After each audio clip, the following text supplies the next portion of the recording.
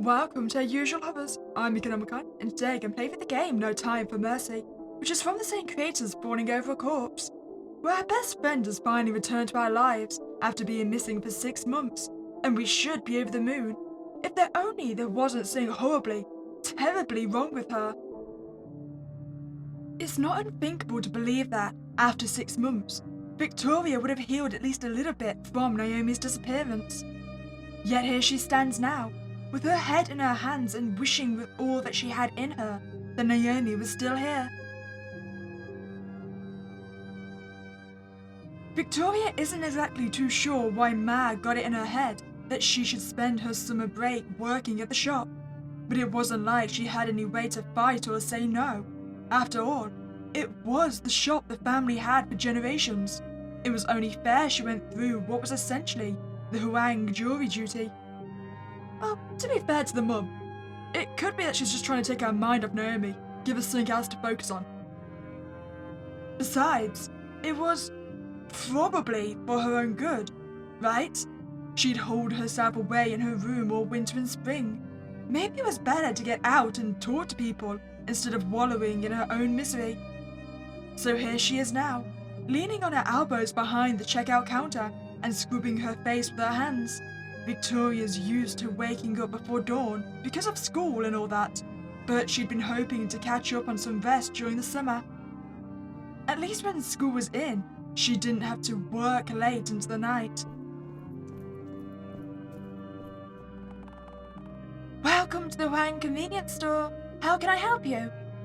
Despite being half convinced she's hearing things, Victoria mutters the oh-so-familiar greeting under her breath, just so she doesn't have to go insane listening to the same 13 songs played on the store's tiny speakers. Yes, 13. She counted. If Naomi was in the store with her, she'd probably have a much better time. They could laugh and converse and let the hours without any customers fly by, or at least until Ma kicked Naomi out. I miss you so much. No. Victoria shouldn't think those things. This cashier thing was exactly to take her mind off of it. Ma had already put her foot down 2 months ago and made Victoria take down the missing person posters for Naomi anyway. Speaking of Ma. Wait, why did she force us to take the posters down? Or is it specifically the posters we put up in the shop? Stand up straight. The customers don't want to see you slouching.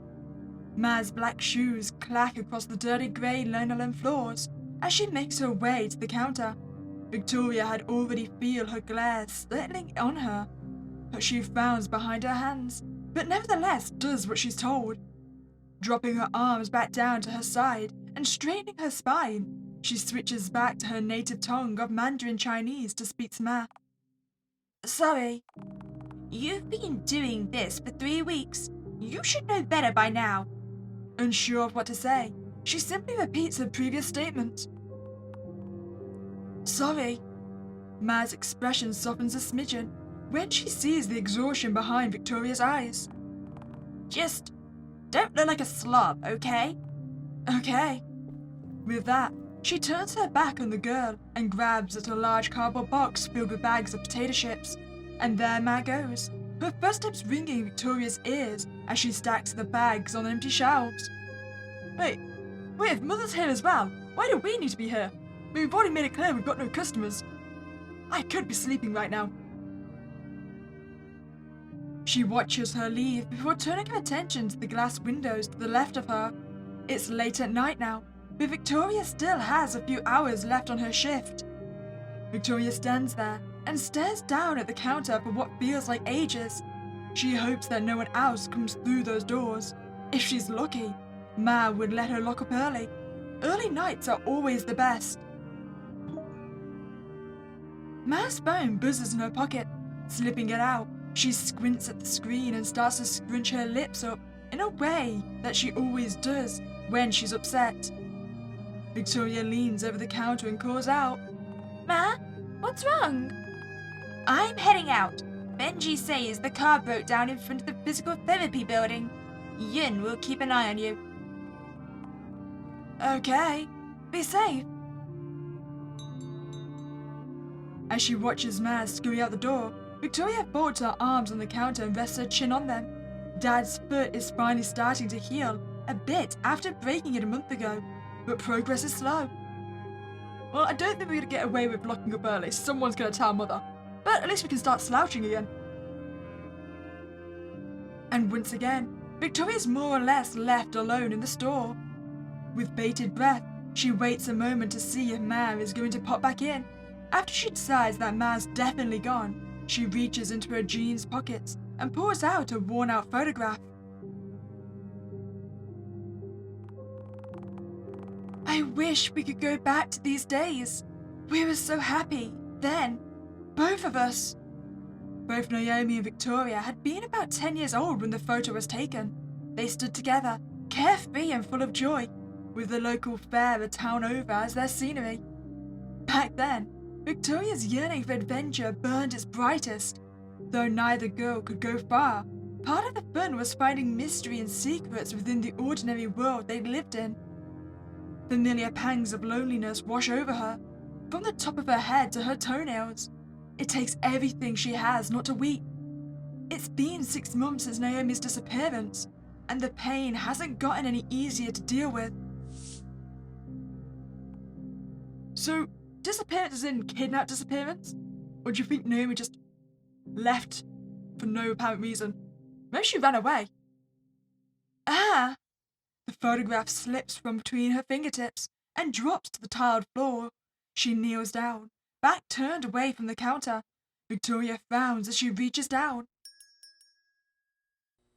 She curses to herself as the shop's doorbell jingles.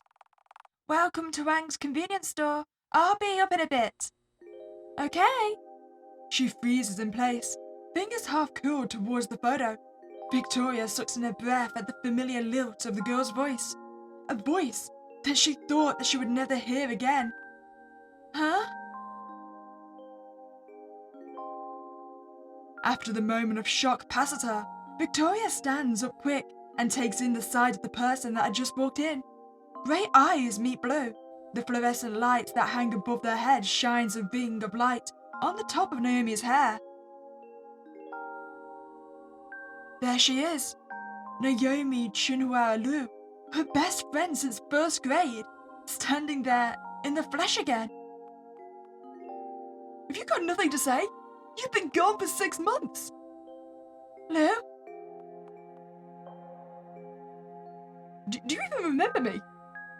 Without so much as a second thought, she vaults herself over the countertop and wraps Naomi in a tight hug. Victoria can't stop the tears from pouring down her face, staining the shoulder of Naomi's blouse. Does she not recognize me at all? She doesn't seem to be hugging me back either.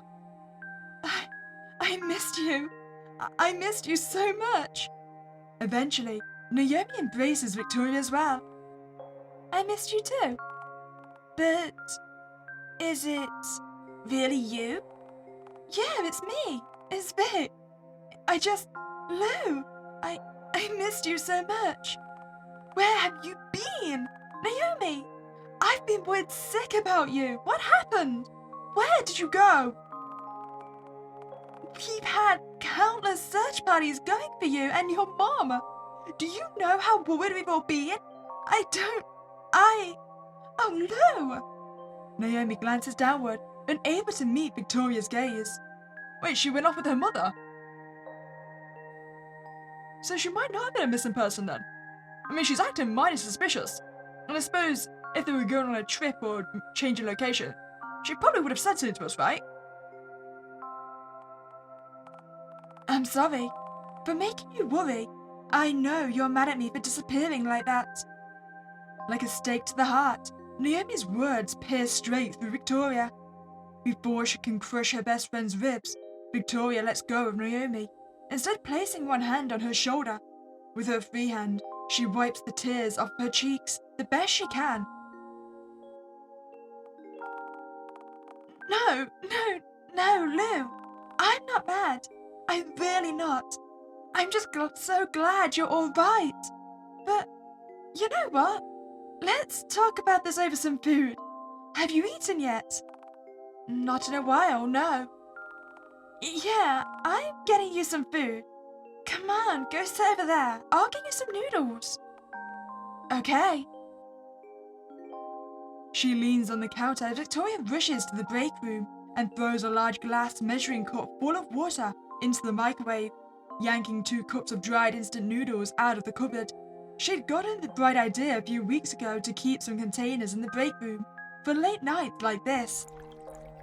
When the water boils and she pours it into the cup noodles, Victoria marches her way over to Naomi and plops down her cup in front of her with triumph.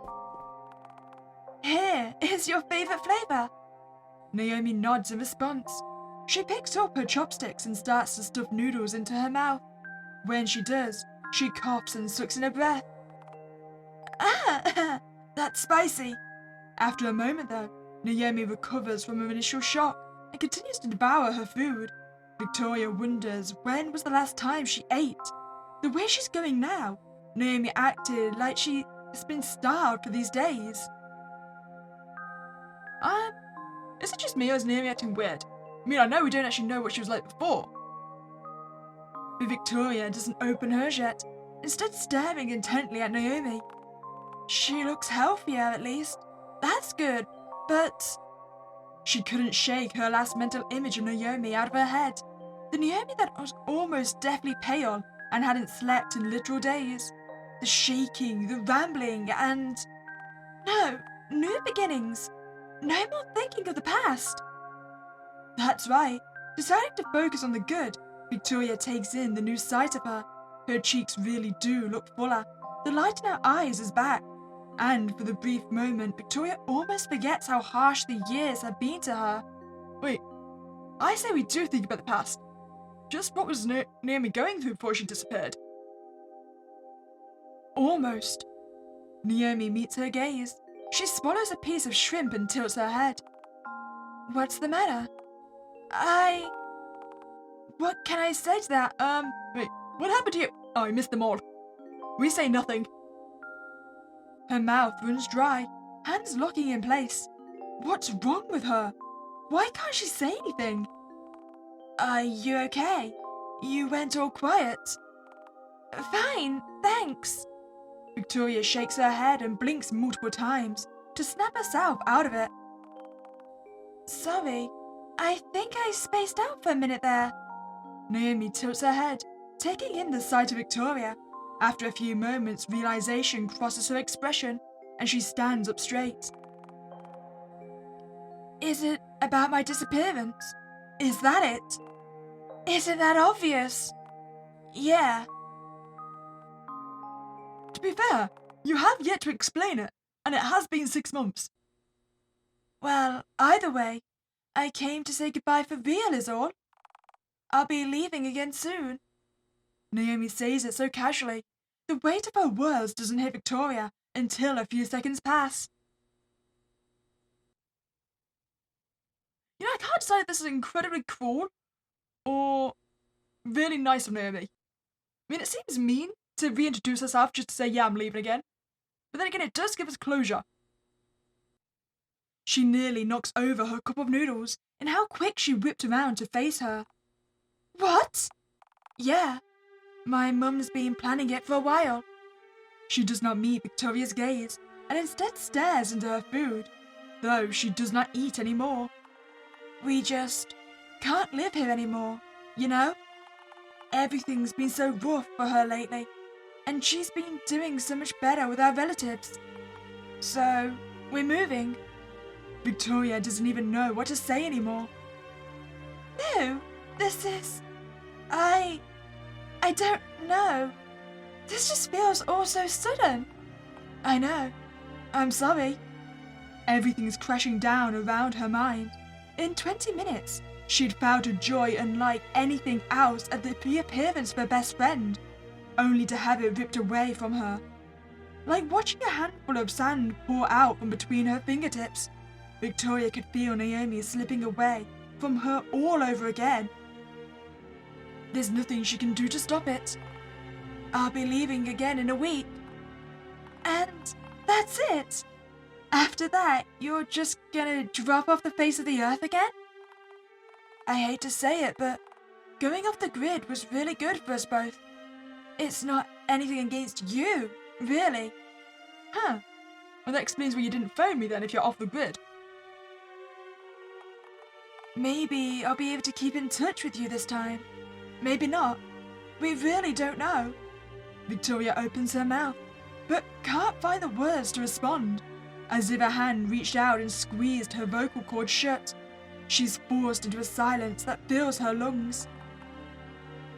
Mum said to say my goodbyes for the week, so here I am. Lou, it's pretty late. I think my mum wants me back by now. Maybe I'll drop by tomorrow, okay? I guess. I'll be working at the shop, so I might not be able to hang out too much. That's okay. I don't mind. Before Victoria has much time to process everything, Naomi pushes her half-empty cup of noodles towards her. Do you want the rest? But it's your favorite. I got it just for you. Thank you, but it's a bit too spicy for me. You are not, Naomi. I mean, I understand 6 months could be a long time, but would your, be able to take spice have diminished that much, even if you haven't had spice in 6 months?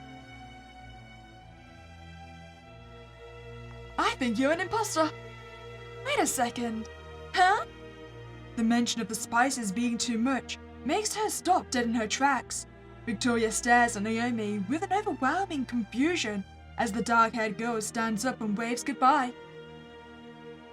With that, Naomi opens the glass door and vanishes into the soapy and humid night. This isn't right. She loves spicy food. Naomi she'd never say something was too spicy. Her reflection in the orange-red broth mirrors naught but a heartbroken and bewildered girl. Anguish pays way to a gnawing horror in her brain. Something is wrong. She really didn't want to believe it, but something is horribly wrong, and she doesn't know what. Everything felt off, no matter how many times she thinks about it. Strange thoughts begin to swirl in her head. They're terrible and gross and feel alien to her, like rusted gears turning for the first time in years. What happened to you? Act 1. Nothing is wrong with Naomi Lou. Well, that's a lie.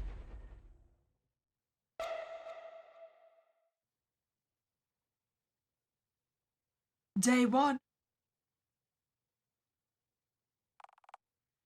Naomi. To say Victoria is dead tired is an understatement. The girl barely slept that night after being freed from her duties at the shop. When she wasn't tossing and turning in her bed, she'd been throwing her closet door open and tossing shoebox lids to the floor to sift through old journals. Despite having been best friends for almost 10 years, Victoria couldn't trust her own memory. But sure enough, there were dozens of entries that mentioned Naomi's love of spicy food. When they were both 12, Victoria recounted the time she watched in awe as Naomi scarfed down a hot and sour fish soup. That was so spicy, Victoria cried. That time when Naomi was 13, she'd been sick as a dog, and all she'd wanted was a miso soup doused in chili oil. If Victoria looked further, she's sure she'd find so much more. The only place where she can't bear to look is the dog-eared spiral notebook laid on top of Naomi's stuff she'd boxed up. Still, Victoria knows it'd only confirm what she remembers. To see Naomi outright say something was too spicy was wrong. Oh, good morning, Victoria. Blinking hard to wake herself up, Victoria cranes her head up from the countertop. Their security guard, a family friend in his 50s named Yun, gives her a warm smile. She returns the gesture after a large yawn. Good morning, Yun. Hey, what's the matter? You look tired. Did you not sleep well? No, not really. Couldn't get to sleep last night. I'm sorry to hear that. I'm going to make some coffee. Do you want some? Oh God, yes. That or energy drinks. Actually, you know what? Give me both combined. Yeah, actually, that'd be great. Victoria leans on her elbows and watches Yun start brewing 2 cups at the coffee station, right by the checkout counter. It's a bit old and worn down, but it's still chugging along just fine. Eventually, he places a paper cup of steaming hot beverage on the counter in front of her. Victoria picks it up one hand, looking down at her reflection. The face of the same grieving girl in her suit greets her.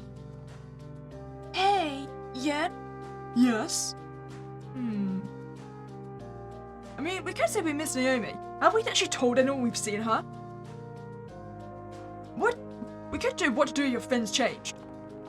What do you do if your friends changed? She thinks for a moment and speaks again. Even still, she can't find the words to truly describe her situation. Like, I don't know. Like they're just completely different from what you're used to know. Something you've known about them your whole life gets upended, and you don't know what to do about it. The kind of thing that makes you think something's wrong. I'm not making sense. I'm sorry. I don't know what to do about any of this, and I don't know who to ask. Is it about one of your friends at school? Yeah, in a way. Well, not for much longer. Well, sometimes people change over time. There's nothing you can do about it. But you didn't do anything wrong to cause it. It's a part of life, I guess. It's normal, but I know it hurts. Thanks, at least. Of course. James, here comes your mother. He leans away from Victoria, and to be honest, she's not exactly ready to be alone yet. There's a gnawing rock of dread in her stomach, but Victoria tries to ignore it the best she can. Ma's apron is clean and free of any dust or stains. She starts to shout in English, unlike last night. All right, look alive, everyone. Store is about to open. Hey, wait! Where's Benji? Don't rush him. He'll be here in a few minutes. He's taking his father to the personal therapy building again. That poor boy just doesn't know when to stop, does he? I told him he didn't have to pick up shifts at the store. Summer break is for resting. Bet you all should have seen how determined he was to help out. Oh, I see you're playing favourites, Mother. Summer breaks for resting, my ass. You didn't give me the same courtesy. Victoria wanted to believe that her older brother Benjamin was only getting special treatment because he was in college now. A really good one too, if she remembers right, but she knows the truth. Ma's extra cooing and fawning over Benjamin has always been the norm for Victoria's life.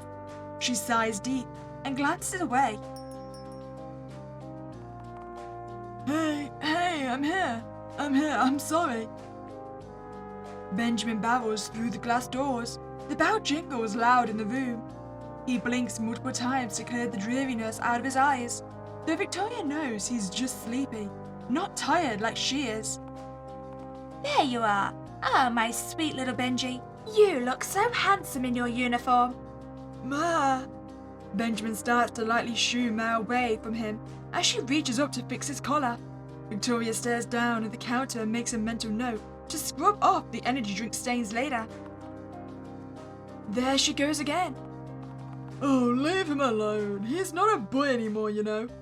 Oh, I know, but it still feels like yesterday I was holding him in my arms as a little baby.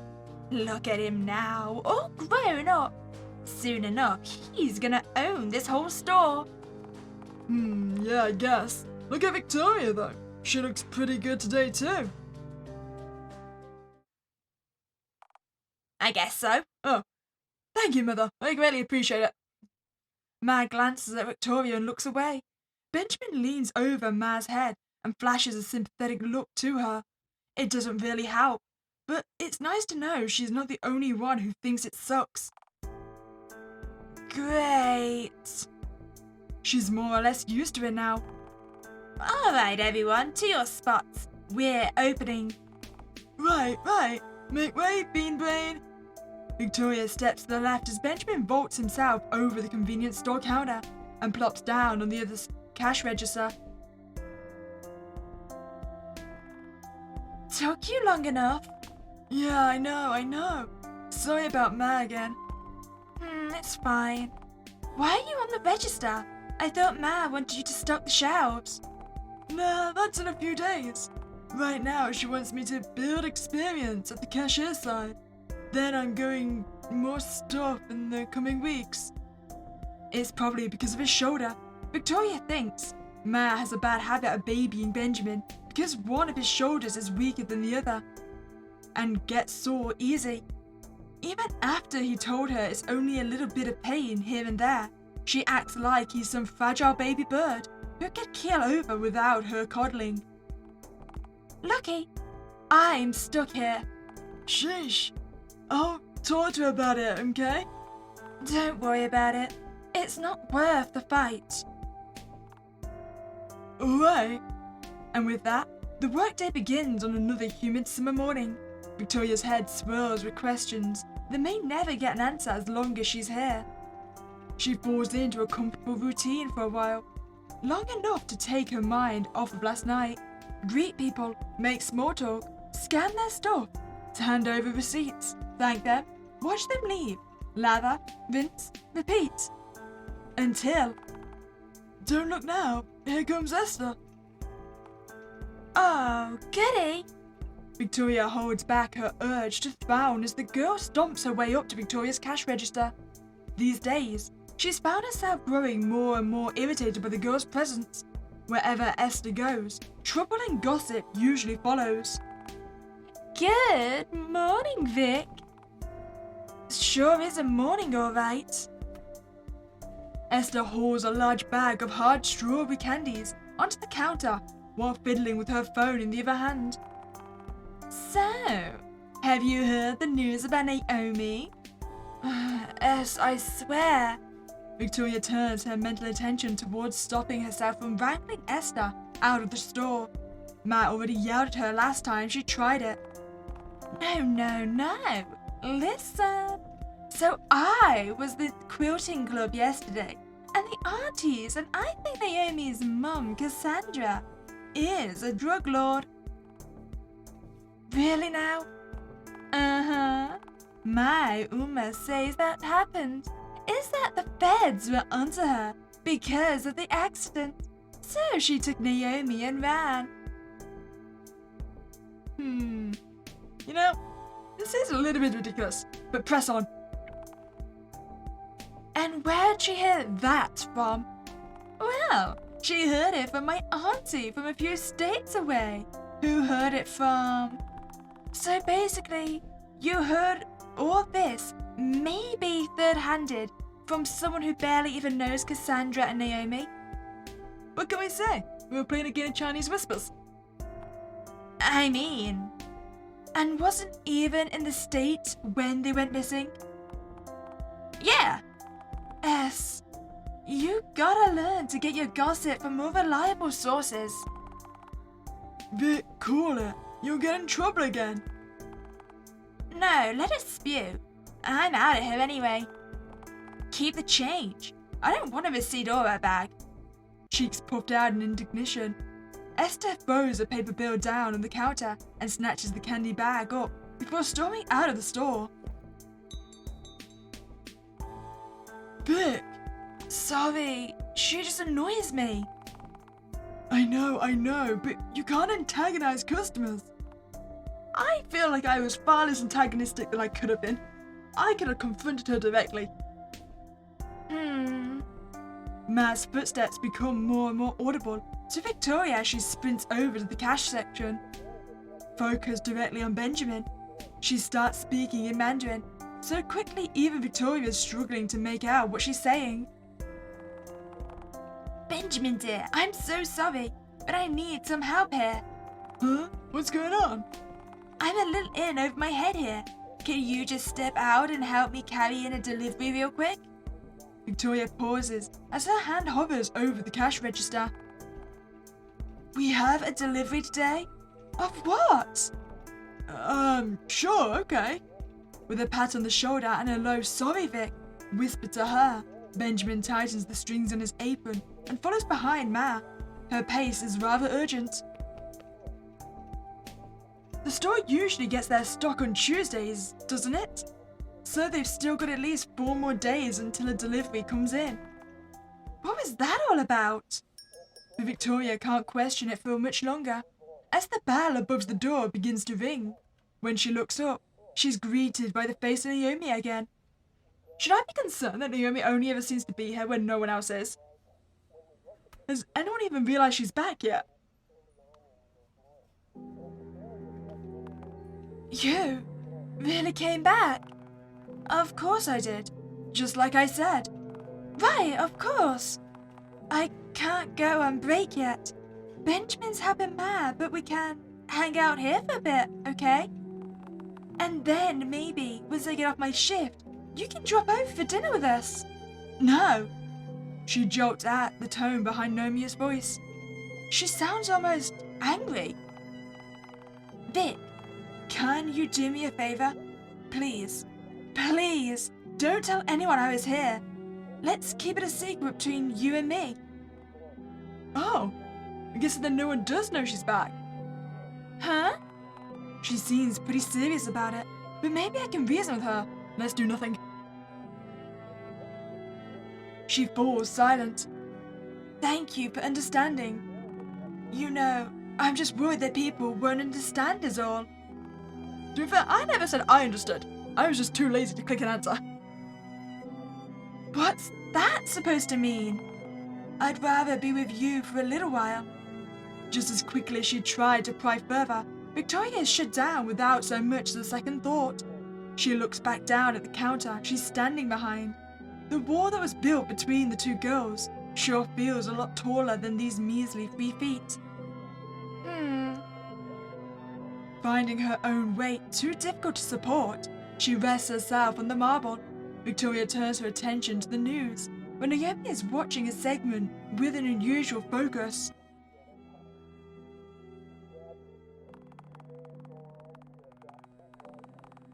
Wait, what am I? Oh, that's a camera, right? Trying to work out what I was looking at there. This morning, the body of a deceased male was found along the I-70 highway, south of Bridge Creek, Maryland. According to police, the body is presumed to be Noah Henderson, but until DNA testing has been done, the victim is currently unable to be identified. Oh. I'm guessing then there's not much left to recognize him by, huh? Police are asking for help in identifying the voice of an unknown caller, presumably female, who called 911 to report his body.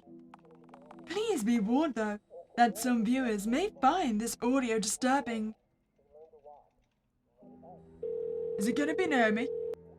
911, what's your emergency? The man on the road made for a filling meal. His remnants can be discovered at the side of the I-70 highway.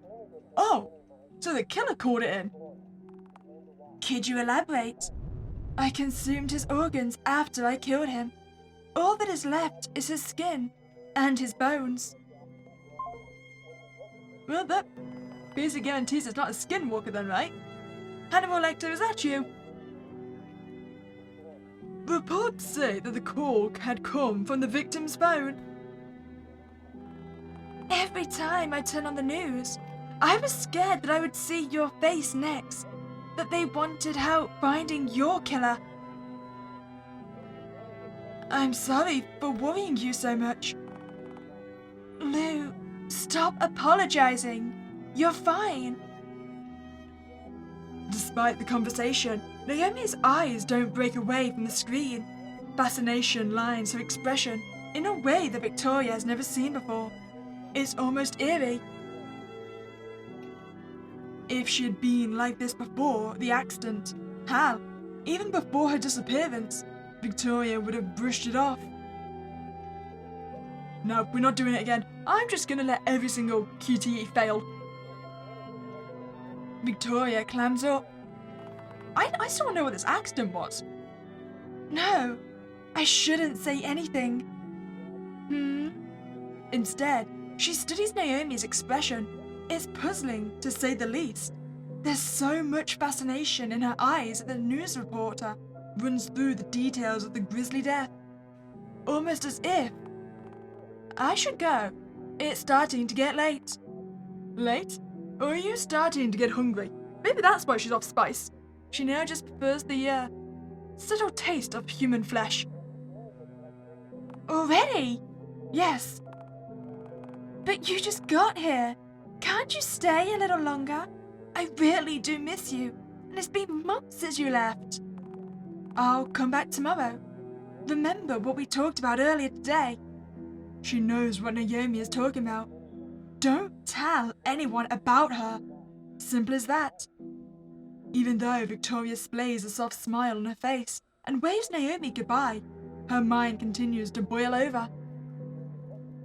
Okay, I'm pretty confident that Naomi has probably been turned into like some kind of cannibal, like fawning over a corpse. But if she wasn't, there's signs that she could be already dead or a ghost or something. Just basically trying to get us to not mention her to anyone. And she doesn't want anyone else to see her, especially. The last flash of Naomi's dark hair disappears from Victoria's vision, right as Benjamin returns to his spot.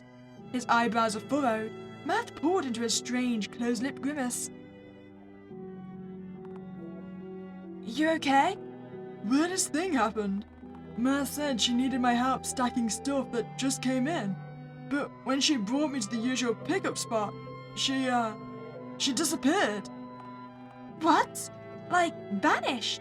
In front of you? Well, not like that. She went round the corner and poof, couldn't find her anymore. Oh, she was definitely never there to begin with. That does bring the question though. What exactly is Naomi? I looked everywhere for her. That's why it took me so long. What? Is she okay? Did you find her? What do you think happened? I couldn't. I don't know where she went. Give me a second and I'll... Victoria, don't distract your brother. Speak of the devil. Ma, what happened? Where'd you go? What do you mean, where'd I go? Benji, silly. I've been in the manager's office. You know that. But I saw you. Victoria tunes out of the conversation as Benjamin follows behind Ma and switches to Mandarin to try and hash it out in hushed voices. She's already got enough to think about tonight. At least Ma's okay. But what happened? Chewing on the inside of her mouth, Victoria makes up her mind. Naomi's insistence of staying under the radar only spurs her on. Tomorrow morning, she'll figure out what the rest of the Bridge Creek has been seen regarding Naomi. I'm gonna wager nothing. I mean, maybe we've just got some kind of shapeshifter. Then again, well, actually it could be, because I was going to say if there's an illusion of two. So either the mum's a shapeshifter as well, and that's how she turned into our mother, or the shapeshifter's there to project illusions. If they've seen her. When an exhausted Victoria crawls into her bed that night, she sees Naomi again in her dreams. They were sitting together on the roof of the store, like when they were children. The building was old, so Victoria and her family always lived in the floor above the convenience store.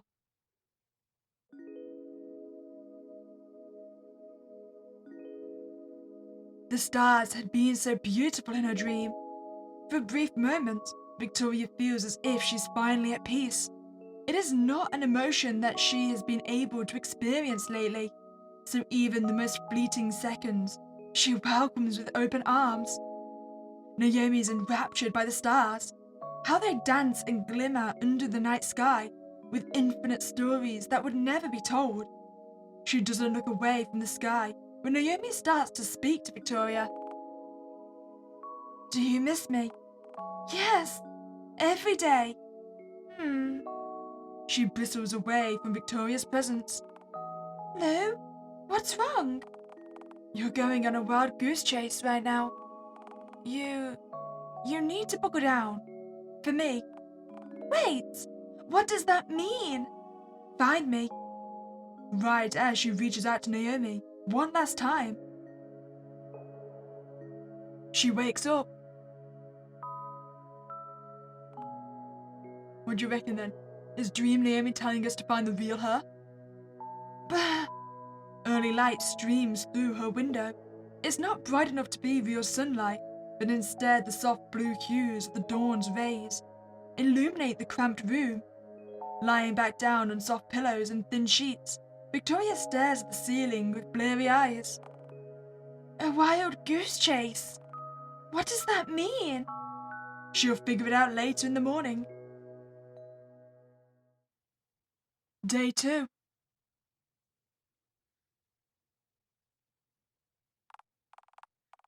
Alright, no screwing around. I'm gonna get to the bottom of this. Popping the quick in her neck and readjusting her apron, Victoria tightens her jaw and makes her way to the checkout counter. The newfound fire in her steps does not go unnoticed by Ma, who's currently unlocking the glass doors of the store. You're up early. Slept pretty well last night. That's because you went to bed early. If you actually went to sleep when I tell you to, you'd be on time every day like Benji.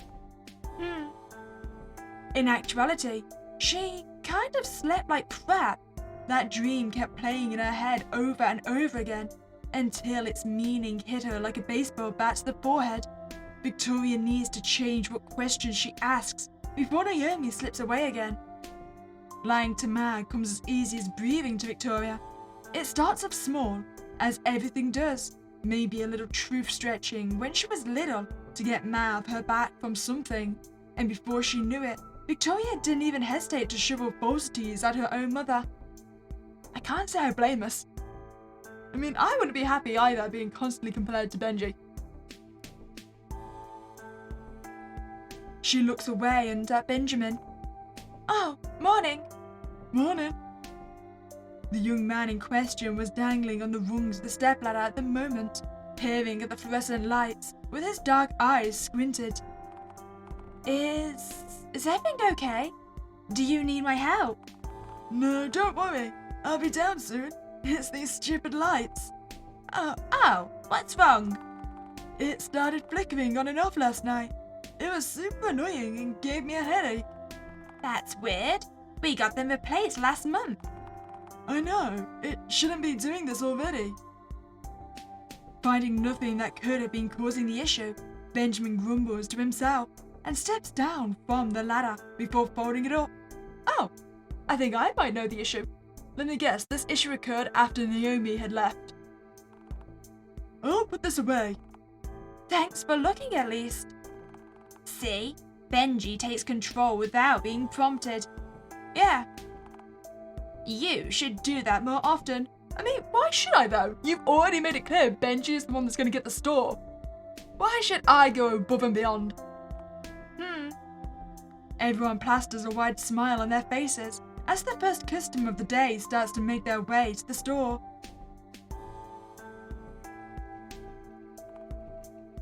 Hi, Vic. Hey, how's it going? Victoria pulls a slight smile and starts to punch in the prices of everything Yukino brought up to the counter. A bag of beef stock flavoured chips crinkles in her hands as she scans the barcode. How's the new summer school treating you? Oh, it's great. The English classes are so much better than at our school. Yeah, that's good to hear. She's reminded of the classes that Yukino had shared with Victoria and Naomi last year. By some stroke of misfortune, the girl had been assigned to sit right between her and Naomi during their American history classes. As such, Yukino had kind of ended up becoming friends with both girls. Reminds me of when our English teacher gave out an exam that was worth like half our grade, and Naomi was the first to figure out. He still had the answers stapled in the back. Oh yeah, and she was the only one who let the teacher know, right? God damn you, Naomi! Only after she used it and fudged enough of her answers to look innocent. You know what? Smart. That's actually a good way to do it, because then, if the teacher had found out independently on his own, Wouldn't he have basically had to scrap the entire test? So you know what, I take it back, Naomi. You're smart. The two of them laugh a bit at the shared memory. It's only after the laughter dies down that Yukino's expression falls, and she starts to fiddle with the hem of her sleeve. I miss her. I really, really miss her. Yeah, me too.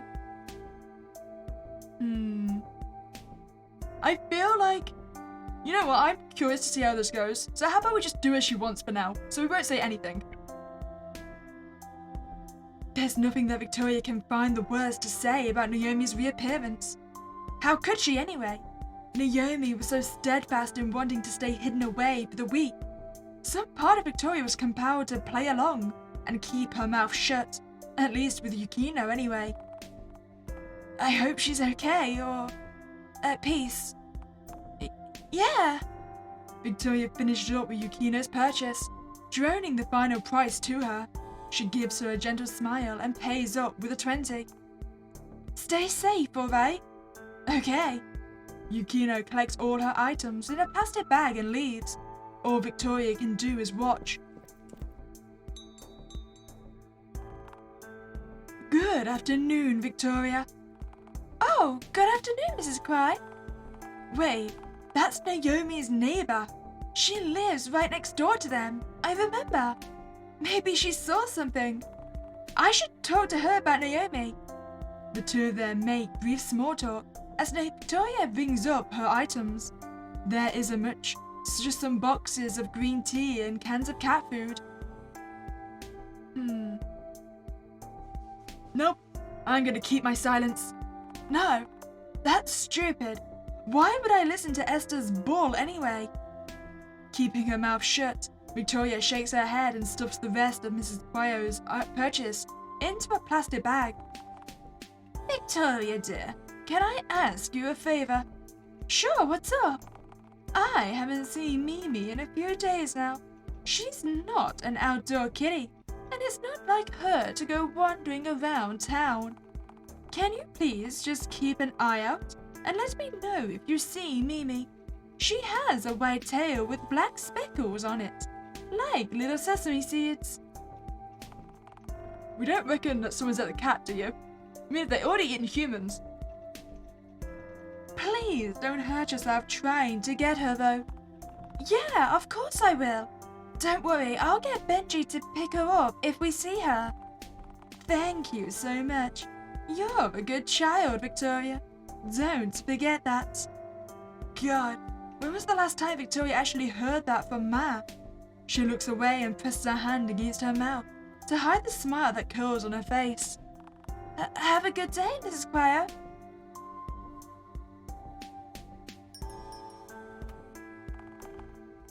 Hey, welcome to Wang's convenience store. Oh God, it's you. Oh, hey. Didn't think you'd still be here. Yes, please. Oh, don't give me that look. I forgot something yesterday. Uma and her stomach issues. You get me. Well, at least Victoria would only have to deal with her for a little while. The less she interacted with Esther, the better. She's not a bad kid. She's really not. The only problem is that dealing with Esther is exhausting, to say the least. Esther grabs a neon pink bottle of antacids and hooks it onto the counter. That's all we need. Good. As she starts to scan in the barcode for Esther's antacids, she can't help but wonder. I don't feel like Esther is the ideal person to ask about Naomi at all. Let's ask nothing. Oh, no, I don't. S can't tell the truth to save her life. Hurry up. Uma's gonna be vomiting on the bathroom floor at any minute now. Okay, here. Here it is. That'll be... Keep the change. Esther hooks a $5 bill at Victoria before pocketing the antacid bottle and rushing out the door. Debating whether it's worth it to have a good cry and a nap in the break room, Victoria swings her arm with a too enthusiastic wave to shoo Esther away. She sinks her head into her hands and waits for the next customer. Come on, Naomi. It seems pretty quiet in here. Victoria! Oh, I take it back. Yeah. Ma sprints up to the counter, shoving a plastic garbage bag into her face. It's stuffed to the brim and on the verge of bursting open. The innards sound like they're sloshing around in some unholy liquid brew. Someone knocked over a trash can in the store. Take this out to the bin. Yeah, sure. Get Benji on cashier duty. Hurry up! Not wanting to incur the wrath of her mother for taking too long to fulfill a request, Victoria heaves the bag up in both hands and bursts through the dumpster. She never liked going there, since she had to cut through the break room in a rather tedious trek. But in the end, Victoria swallows her grumbling and yanks the door to the alleyway open. Reckon Naomi's gonna meet us here? Like a little bit of a creeper? It's starting to get dark out. Her main source of light are the golden hues of the street lamps that hang over her head. With one wobbling arm, she heaves up the metal lid. What's even in this thing? Rocks? Victoria! Victoria jolts as the bag drops into the dumpster. She whirls around on a heel, coming face to face with Naomi. The expression on her face is... it's unreadable. I don't think we should see each other anymore. Wait, but you're already leaving? I thought you had like 3 or 4 more days. Huh? It's better for you and me. I mean, I'm never going to see you again after this week. It's probably better for us both if we part ways now. Naomi, Why? Why now? Why this? I was thinking to myself, it's better if we forget each other here. I don't want you to hurt any longer. No matter what she tries to say, Naomi's empty gaze bores holes straight into her soul. Everything Victoria works up the courage to ask simmers back down into nothingness with one look into Naomi's eyes. So, that's it. We're going to say goodbye and leave? Yes. It's easier to let go of one another the earlier we try. I'll miss you. Of course I will. She has nothing to say. What can Victoria say anyway? Naomi has so swiftly cut their bond apart with a few words. There seems like there's absolutely nothing she can do to convince her otherwise. I'm glad you understand. Was it something I did or said? Lou, please. You can tell me if I did something wrong. I promise I won't get mad. It wasn't. And that's it. As if saying goodbye to a schoolmate for the summer. The two of them part ways. But there's something so final in her words. Well, I'll see you one day. I guess. Probably not. Yeah, she's right. Victoria knows deep down. She's never gonna see Naomi again. Ever. If there's any consolation, I'm still not convinced that was Naomi to begin with. The days blur together after that. Victoria falls into a grey, suffocating routine. Wake up, go to work, lie in her bed, remember the good times she had with Naomi. Sleep, repeat. The end of the week is no different. That day, she gets off the night shift she asked for, and with her exhausted limbs, feeling heavy, she crawls into her bed. But as she awakens from unsettling dreams, the last thing she sees is the glint of a knife held by dear little Naomi. Oh, damn! I didn't see my murder coming. When morning arrives, again the Huang family wakes up to see Victoria's headless corpse lying in a sea of her own blood. Dead End 1. Untold Truths. I should have knocked on her the moment I saw her come back. Okay, what happened to you? Lou, what happened to you? Naomi blinks in response, Huh?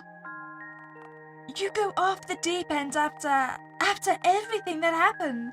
And then you call me at 3 in the morning, rambling about how they're coming. And then you and your mum just vanish for months. We had search parties going every night. And then you up and show up completely out of nowhere. Victoria's shaking again as everything spills out of her before she can filter herself. We were all worried sick about you both. Everyone here in Bridge Creek, not just me. I had to stop watching the local news. I'd stay up until I passed out, listening to it in case I heard they found your body in a ditch somewhere. I just want to know what happened to you. That's all. Why'd you have to go, huh? Even Benji told me that you guys were probably dead at this point. She bites the inside of her mouth to chase away the tears in her eyes. Just anything, please. Just tell me anything. Oh, I'm really sorry, Vic. Things have been, they've been a bit more of a mess at home. I get that, I really do. I should have told you before we left, but after everything that happened, Mum and I went to stay with some relatives for a while. We just couldn't be in the house. I have to admit, though, it really did us some good. Victoria breathes a sigh of relief. If she's being perfectly honest, anything is better than the trembling, paranoid, grieving shell of a girl her friend had become.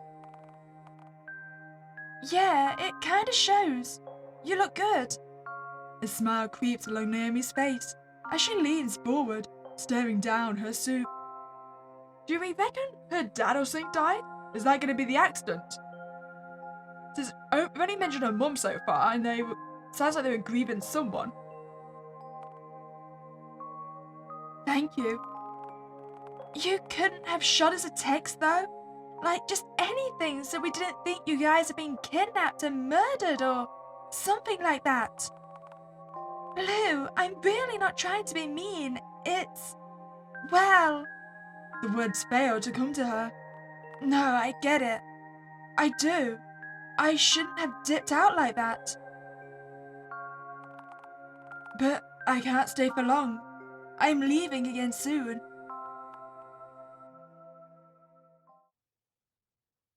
The colour drains from her face. What? Yeah, Mum's been planning it for a while. She does not meet Victoria's gaze and instead stares into her food, though she does not eat any more. You know what? Why don't we just say we miss Naomi? I mean, that's going to be common knowledge by this point. I miss Naomi. I couldn't stop thinking about her last night. Yun's expression droops at the mention of the girl's name. He used to babysit for her, Victoria and Benjamin all the time when they were younger. She remembers how much he'd be worried during her disappearance. He went out to look for her in almost every search party he could, like Victoria and Benjamin had. Yeah, I miss her too. Yun gently places her hand on her shoulder, giving it a slight squeeze of affirmation. She knows it's a silent reminder that she's not alone, a silent reminder that one day it's going to be okay. But Victoria knows it's not after last night. Yun! Oh geez, here comes your mother. What do we want to do? Direct confrontation or just leave it? I kind of want to do a direct confrontation this time. Hey, S? Yeah? Has anyone ever told you that you and your mom... Would you like to pay in cash or credit? Esther's face is contorted into a deep frown, sending a dark glare Victoria's way. Victoria keeps her expression blank. Cash. Esther forks over the money for her candy and grabs the bag awfully quick, without even waiting to get a receipt or a bag. Esther storms out of the shop, swishing her arms with all the aggression a 14-year-old could harbour. Don't know why you're mad. I didn't even get to finish my insult. Vic, you can't just say things like that to customers. Sorry. She just annoys me. Look, I know, but Keep your temper under control, alright? Some mads didn't get on your case. Matt's footsteps become more and more audible to Victoria as she sprints over to the cashier station, focused directly on Benjamin. She starts speaking in Mandarin so quickly, even Victoria is struggling to make out what she's saying. Okay, so why? Why? We all want to see you again, that's all. Even if it's for a week, it's still better than nothing. Do you really want to get everyone's hopes up? You really want to let everyone think Mum and I are here to stay? And then we pack up and leave again? Okay, yeah, I can understand that be hard for some people. But a lot of them are just going around thinking you're either already dead, or kidnapped or something. So at least this way they can stop panicking. At least it'd give us all closure. Harrowing guilt fills Victoria's brain as Naomi's expression falls. She looks away from her, blue eyes breaking contact with dark grey. I'm sorry. That was rude of me. It's okay. Could we not talk about this? I really don't want to think about it now. Just as quickly she tried to pry further, Victoria shut down without so much as a second thought. She looks back down at the counter she's standing behind. The wall that was built between the two girls sure feels a lot taller than these measly 3 feet. Okay, confront her, I think. What's wrong with you right now? You never liked true crime, or things like that sort. What's got you so glued to this? Oh, nothing. Just thinking is all. About what? Isn't it funny how easy it is to kill someone and not get caught?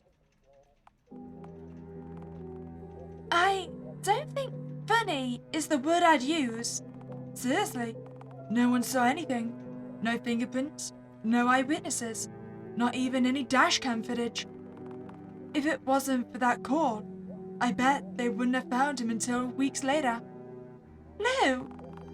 And they don't even know who called. I bet they never will. Voices are hard to identify after all.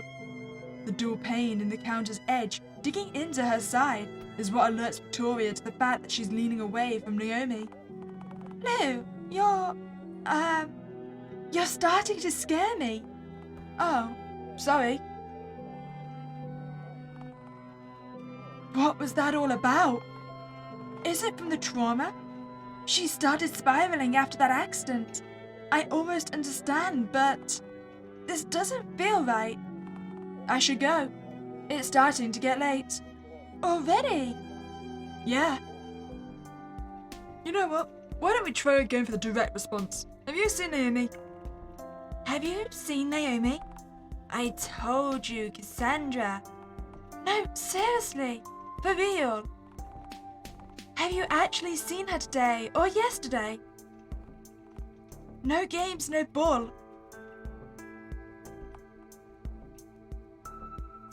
No. No, I haven't. Yeah, kind of expected that. Still sucks though. What, you're starting the search parties again? In a way, I guess.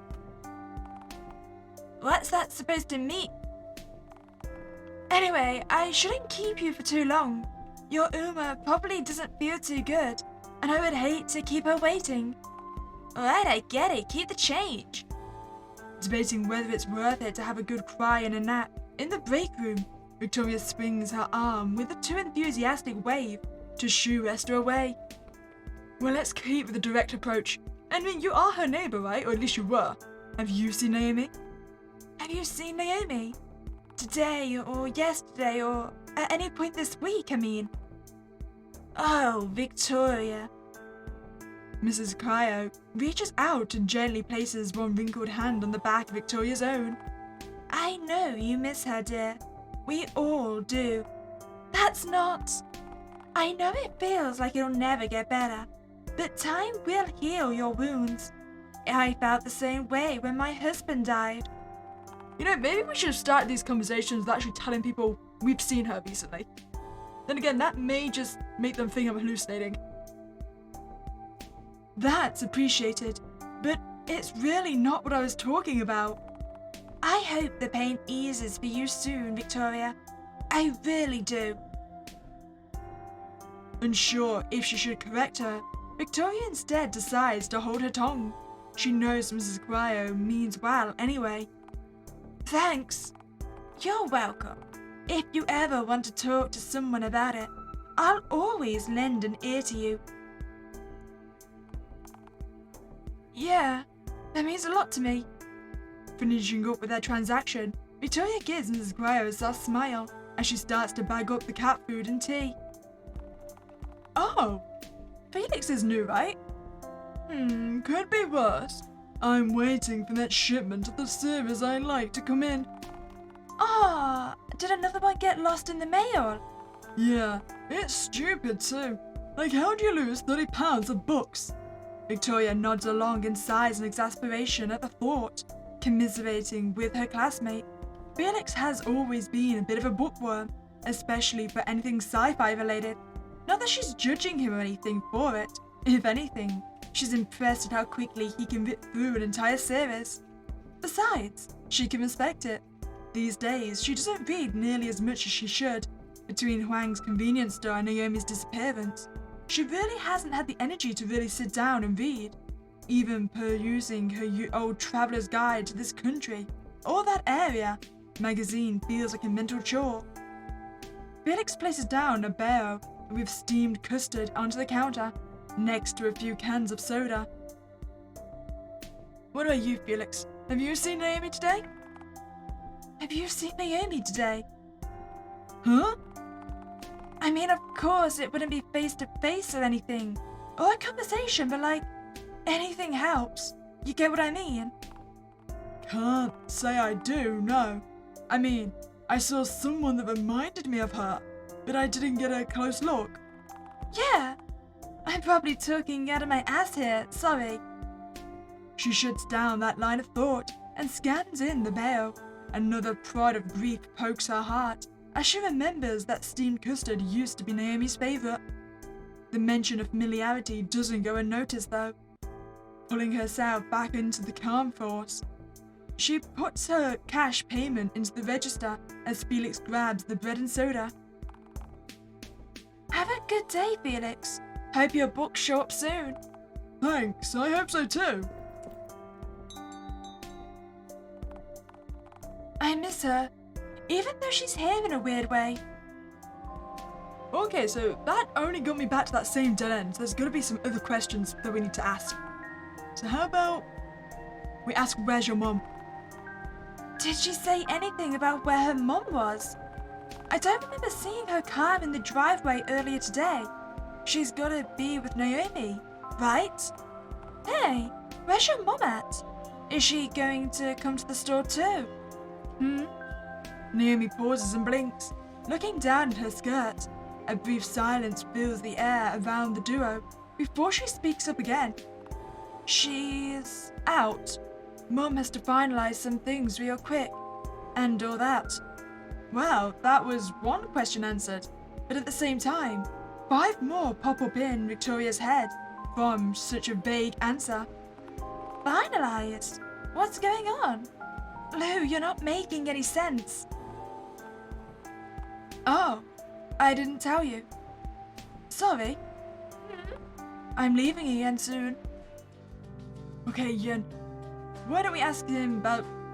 Well, it feels like something's wrong. Why do I feel like something's wrong? What do you mean? He looks up from his coffee. Eyebrows furrowed as his age lines under his face become more prominent. I don't know. Something just feels wrong. I met someone at the store late last night, and I've been thinking about it all day. Hey, just remember, the security office is just a few feet away. If you ever need me to deal with someone, I'm right there. If they come back and they make you uncomfortable, you can tell me or Benji, and we'll get them out. We'll help you tell your mother too. Oh, it's not that kind of treat, but thanks anyway. Really means a lot to me. Of course. What happened then? I think I saw Oh, jeez. Here comes your mother. Okay, I'll be nice this time. We'll leave it. Victoria bites her tongue, quite literally, She realizes as she unclenches her jaw and releases it from between her teeth. Uh-huh. The two girls finish up the transaction as Esther jabbers on and on. Victoria stares into space, mentally debating the pros and cons of telling a customer to shut up. Benjamin's face is unreadable. Maybe he's holding back the urge to clock Esther too. She doesn't blame him. Actually, you know that neighbor, Mrs. Cryo? I'd bet you $10 she saw something real bad before they left. Huh? She perks up at the mention of Mrs. Cryo. Wait, that's right. She lives next door to them. She would have seen something last night if Naomi Cassandra had showed up there. Yeah, just ask her. Right, will do. Do you want to pay in cash or credit? Oh, cash works fine. No receipt, no bag. Uh-huh. Have a good day. Esther slides the cash over and takes the bag of candy at this point. Proud of you, Vic. For what? Not blowing your lid on Esther. I know how much restraint it took this time. Yeah, thanks. All she can think about is Esther's comment about Mrs. Cryo. Sure, it was one born out of Esther's usual desire to stir up some trouble, but if Victoria played her cards right, the next time Mrs. Cryo came in, Matt's footsteps became more and more audible to Victoria as she sprints over to the cash section, focused directly on Benjamin, and she starts speaking in Mandarin so quickly even Victoria is struggling to make out what she's saying. Okay, what if we say we miss you? But we miss you. I know. I don't think it's a good idea to get everyone's hopes up is all. It's not hope. It's just closure. You know, like, we'd all feel better if you showed up and said you and Cassandra had to get away from it all, even if you leave after that. I don't know. I think it'd be better if we didn't even try to cross those lines. Just as quickly as she tried to pry further, Victoria is shut down without so much as a second thought. She looks back down at the counter she's standing behind. The wall that was built between the two girls sure feels a lot taller than these measly 3 feet. Is everything okay? You seem to be staring at the news an awful lot. Is everything okay over there? Yeah, why do you ask? Sorry, you're just acting weird is all. Or maybe I'm acting weird, I don't know. I'm tired. Oh. It's at this point that Naomi looks away from the television, instead choosing to stare down at her shoes. She doesn't move much afterwards, barely even blinks. I should go. It's starting to get late. Already? Okay, so we're gonna be subtler this time, and how about we just ask them all indirectly? Wish I could see you again. Yeah, me too. Sometimes I look out my window in the morning, and I think I see her in the streets. Really? Victoria sets down the can of strawberry lemonade flavoured soda with a little too much fervour and meets Yukino's gaze. She's a little shorter than Victoria, always has been. Uh-huh. It happened earlier this morning too. I thought I was dreaming, but she looked right at me and smiled before she left. You're sure it was her? You're sure? Not fully sure, but she held herself the way Naomi always did.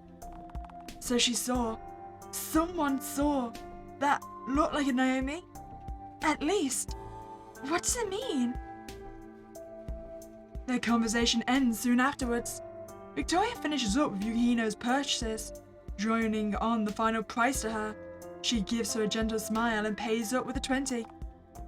Okay, so if she did see anything about Naomi, it's probably best if it's indirectly asked. Let's see if you're doing this better this time. So how's everything going? Oh, you know how it is. It's been so quiet ever since Naomi and Cassandra left. Victoria bows her head and bites back her tears. Every time their disappearance is brought back up, it's like a fresh sting of pain in her heart.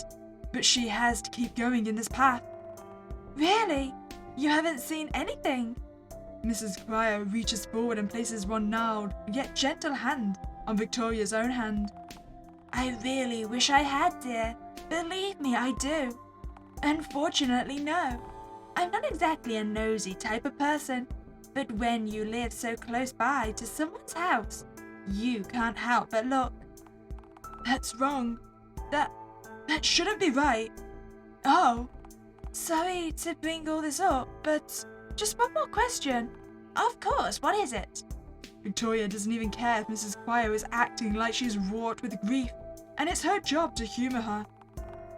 You didn't ever see their car in the driveway or anything?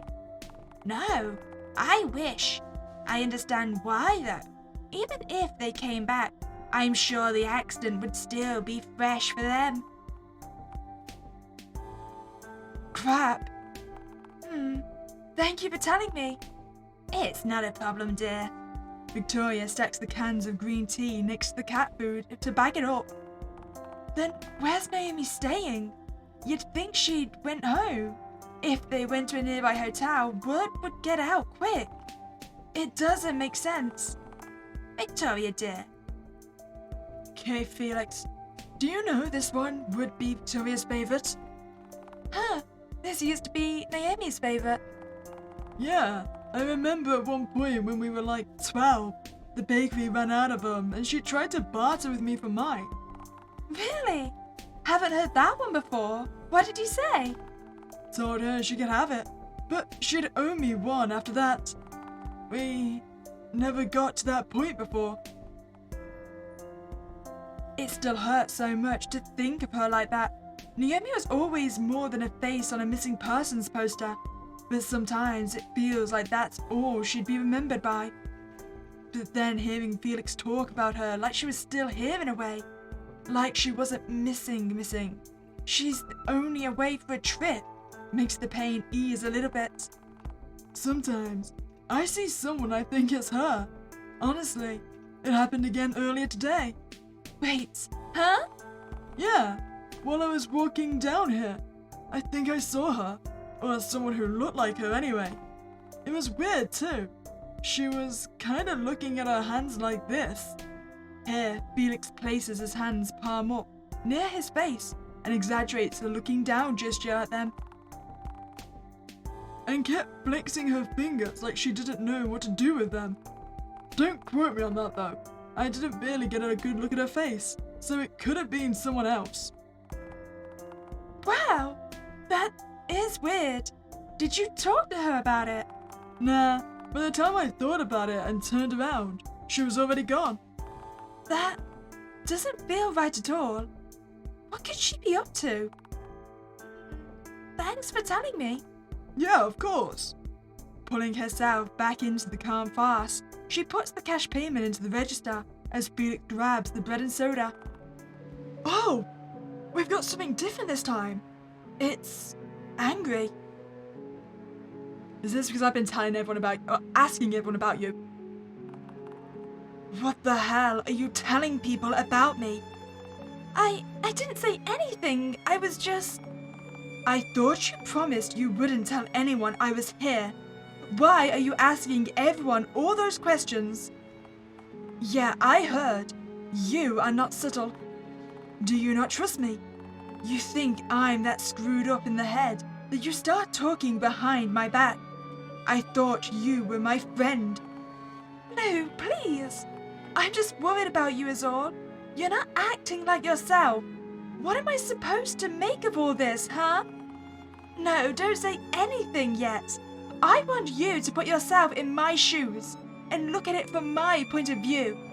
You show up after 6 damn months of nothing.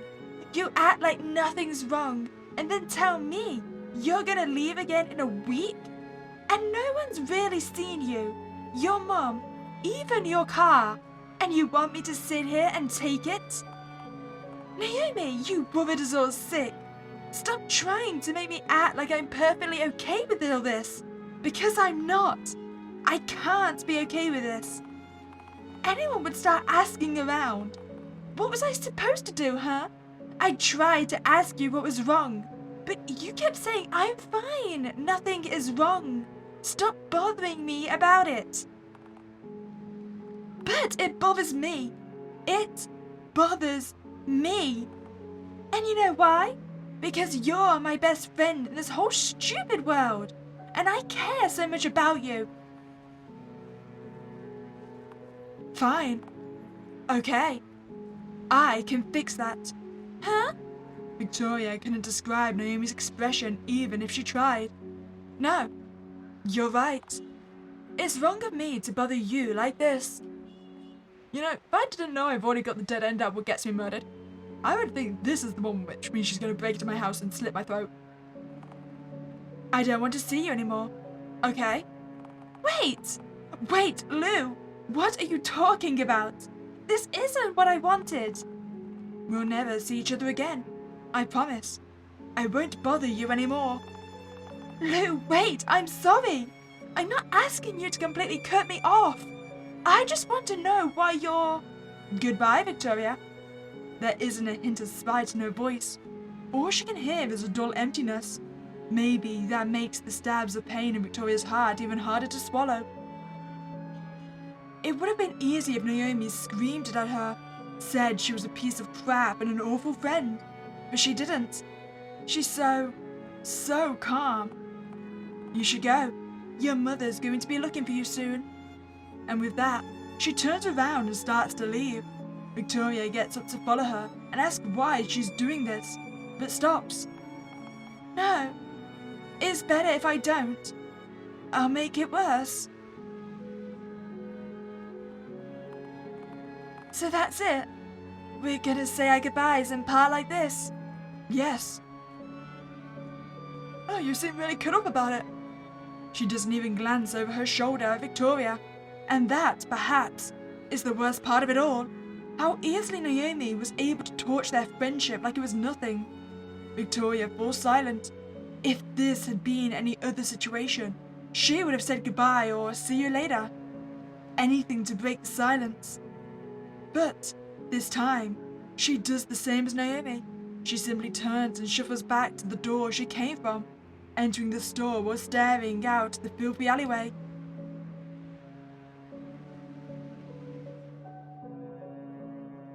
It's not fair. That's what it is.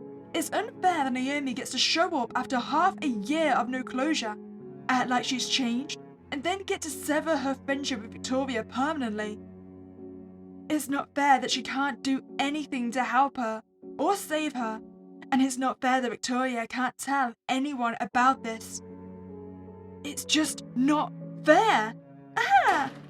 With a scream that is born out of pure frustration and sorrow, she slams the metal door shut as hard as she could.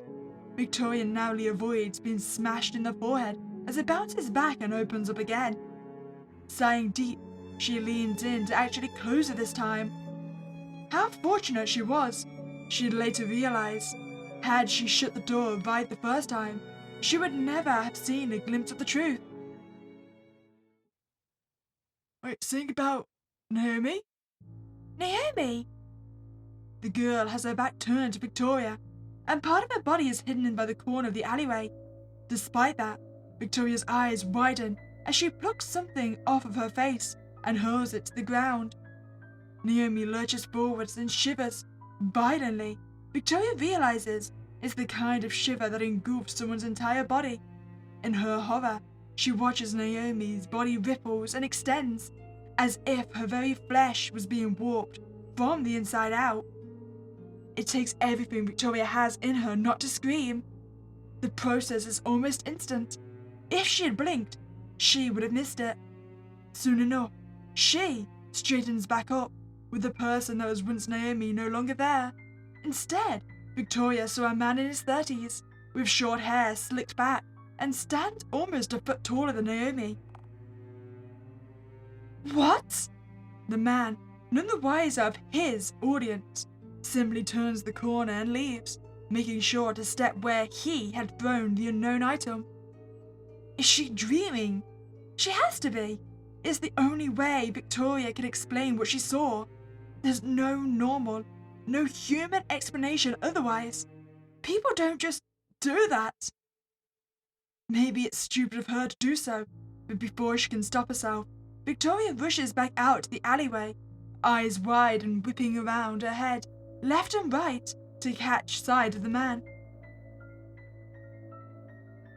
The streets are moderately full during the late evening hours, and wherever he is, she can't see him.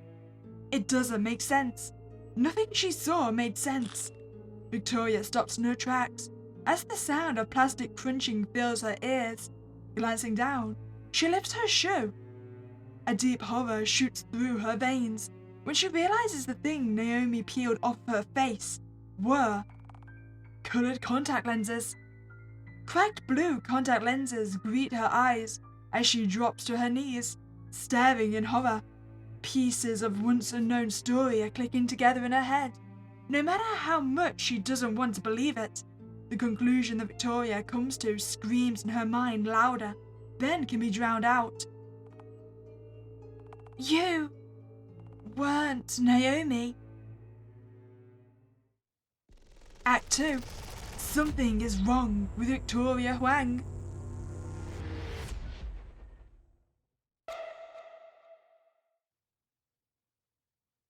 Day 3.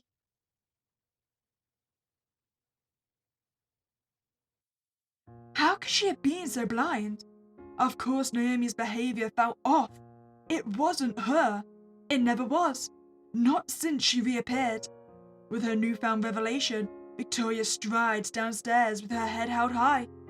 It's so stupid to think, but an inkling of a twisted thought is brewing in her mind.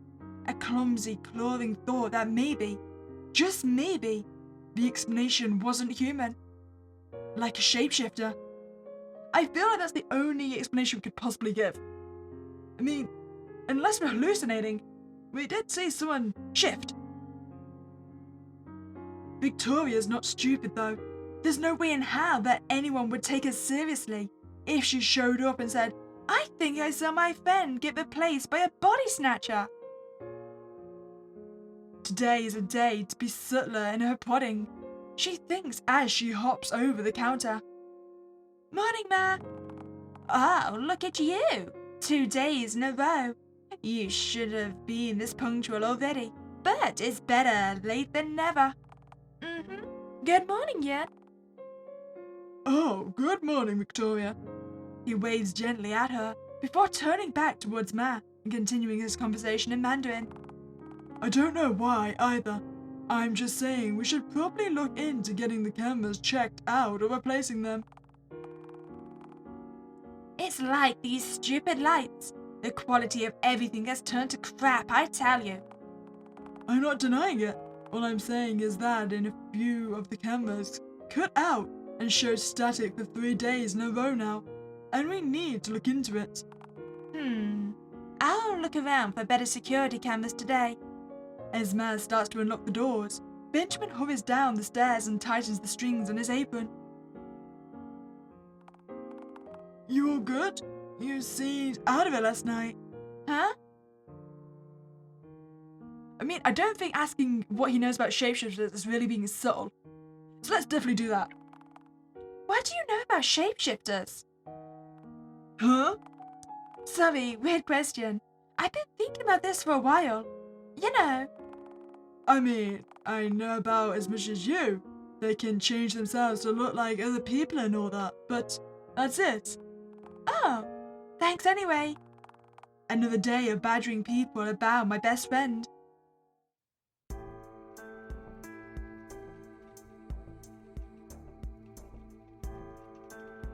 She meets the gaze of an employee from the mechanic shop. It takes her a second, but remembers his name is Jiegong. Hey Victoria, how's the shop going? Could be better. And you? Same as usual. Ever since she started working at the store, Victoria's respect for Jiehong had skyrocketed. She definitely wasn't prepared for the actual workforce experience, so to see Jiehong put double time at the mechanic shop really put it into perspective for her. I won't be in your hair for too long. I'm only here for some coffee. I haven't been able to sleep at all lately. Yeah, me neither. So I'm thinking if we're direct again, we're just going to get another dead end. So let's try it. Have you seen Naomi lately? Hey, that reminds me. Have you seen Naomi lately? What do you mean? I know you haven't talked to her directly, of course. I think I saw her the other day, and I want to put my mind at ease. Not to get your hopes up or anything, but last night I thought I saw her for a second. Really? She leans forward as if hoping to absorb the information that he had given. Yeah, we were getting ready to close up shop last night, and the boss was the first to see her. Took me a second to see her, but she was just standing right there outside the shop. I know it was her. No one else could have had that look in her eye. We tried to let her in, but by the time we ran over and opened the door, she was gone. Like she disappeared or something. Boss and I agreed not to tell anyone. Seems crazy, you know? Crap! That sounds like what I went through. Thanks, man. No problem. Victoria finishes scanning Jia Hong's coffee and rattles off the total. Have a good one, man. You too.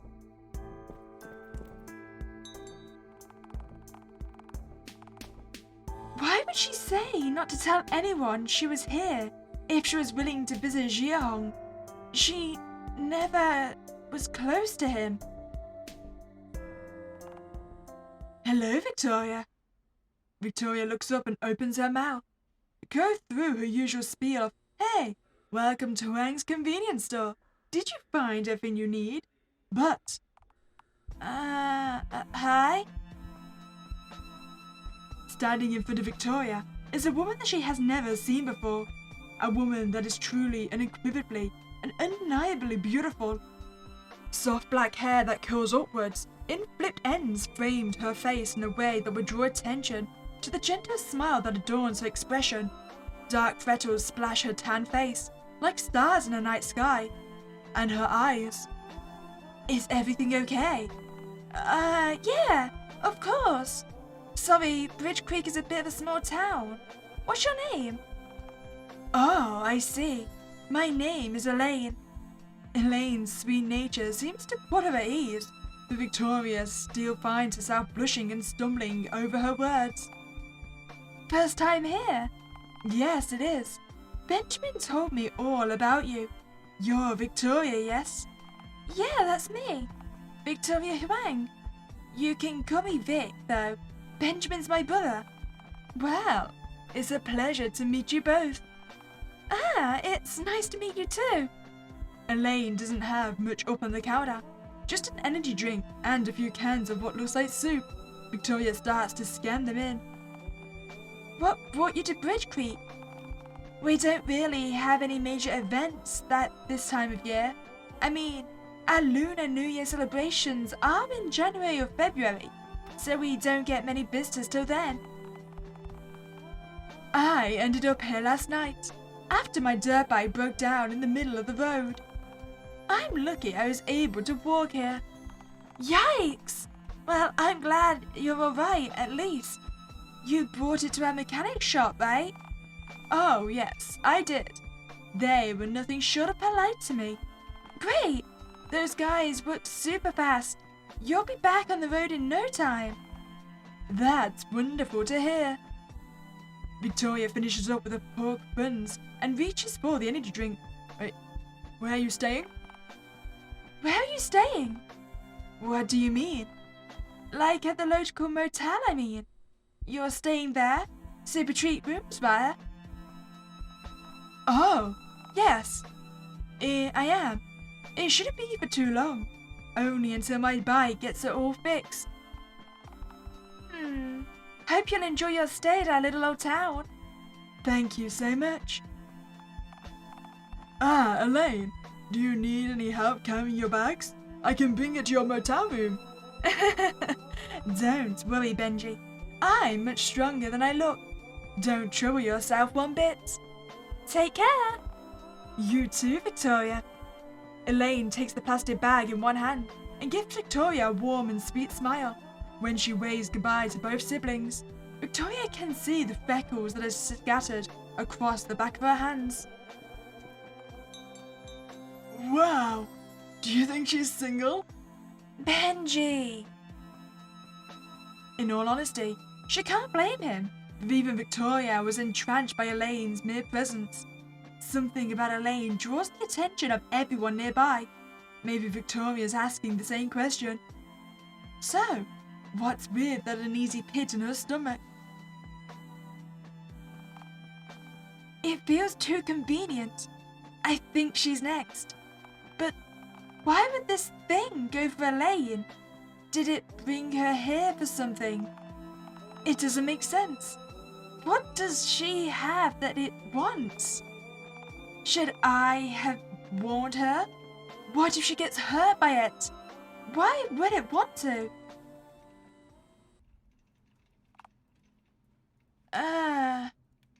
Victoria looks up at the ceiling. Oh, that's a bummer. I thought you fixed these lights. Oh, crap! What the hell? This is the third time already.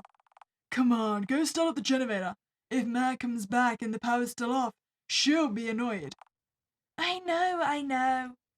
Grumbling to herself, Victoria leaps over the counter and shuffles over to the storage room's door. It used to be a basement, but when the building became Huang convenience store generations ago, it turned into a storage room, which also ended up being where they put the backup generator. Victoria never liked going to start up the generator by herself. The supply closet where the gasoline cans are locked from the outside. And ever since she was little, she had a nasty fear of getting trapped in there. There's nothing wrong in the storage room. It's a room she's been down to hundreds of times before. And yet... Hey, Benji! Yeah? Can you come downstairs with me? Sure. What's wrong? Nothing, I just don't want to go down alone. Yeah, sure. Come here, get behind me. Thanks! With that, the two of them advance down the stairs, one creaky metal steps at a time.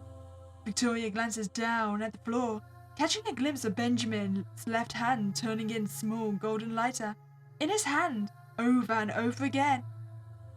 He always liked to fidget with it when he was nervous or excited. Victoria couldn't tell if he liked it as a joke or legitimately. Benjamin had won it at a town fair a few years ago, and since he's always called it his lucky lighter.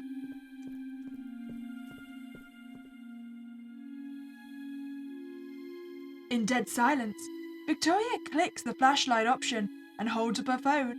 A beam of white light illuminates the path directly in front of them, but the rest of the storage room is devoured within the darkness. So, go get the gas cans and I'll screw with the generator. Her black shoes hit the concrete floor finally, and she hurries off to the storage closet. Benjamin heads in the opposite direction. When Victoria's senses adjust to this change in environment, the first thing she notices is a foul stench in the air. Holding back a dry heave, Victoria yanks the closet's door and props it open with her back. Hey! Did something go bad down here? Huh? Can't you smell it? Smells horrific over here. No. Vic, it just smells like gas to me. She heaves the metal red can up with one arm. The odor is sour. It's sharp on her nostrils and thick on her tongue. It doesn't smell rotten. Victoria knows what rotting meat smells like. Seriously, take a whiff, it's... She stops dead in her tracks. Blood and wet flesh litters the ground. Benji? Benji, come here! With shaking knees and weak arms, Victoria takes a step backwards and does her best to let out her flashlight follow the path. A loud clang of gas hitting the ground feels foreign to her ears, not realizing she had let go of it uncertainly. What's the Oh my God! She doesn't notice herself hiding behind Benjamin until she's already grabbing onto the back of his apron and peering out from behind his arm. Even from here, she can see the blood makes a long, winding path that turns a corner behind some boxes. I'm not going back there. Are you? Absolutely no. Vic! Back up! Unsure of why his demeanor changed on a dime, but not wanting to question it, Victoria follows along with his hesitation. Benjamin finally flickers the lighter on and holds it up in front of himself, squinting behind his glasses. Following the direction he was pointing the flame at, Victoria aims her phone flashlight up and to the right. A white tail with black spots is curled motionless in a pool of blood. Oh damn! Someone did kill the cat! Holy crap! It's only after Benjamin drops the lighter that Victoria realizes he's the one who's screaming wordlessly. Oh God, oh God, oh God! Pungent wafts of death overwhelm the senses. Benjamin doubles over and trembles with nausea, clamping a hand over her mouth. Victoria scrambles back up to her feet. When did she fall? And grabs her phone. Come on, let's go! Reaching up and yanking Benjamin's back collar to snap him out of it, Victoria darts towards the staircase. What happened to Mimi? Why was she down there? When both siblings make it back up the stairs and slam the doors shut, they're greeted by Yun. Hey, what happened? I heard screaming. There's a dead cat in the storage room. What? Something tore her apart. There's blood everywhere. Yun sucks in a breath, though his teeth are swinging and the door open. Only when the corners of her vision starts to darken and fill with fuzz does Victoria remember to stop hyperventilating. She slinks down to the floor with her back pressed against the wall, staring at her quivering hands. That was a warning. That was for me. Somehow, she knew. Wow, she doesn't know everything. How it got into the store without anyone noticing, when it got Mimi, when it put the body down there. Victoria knows what it means. Keep quiet, or this will be you. Day 4.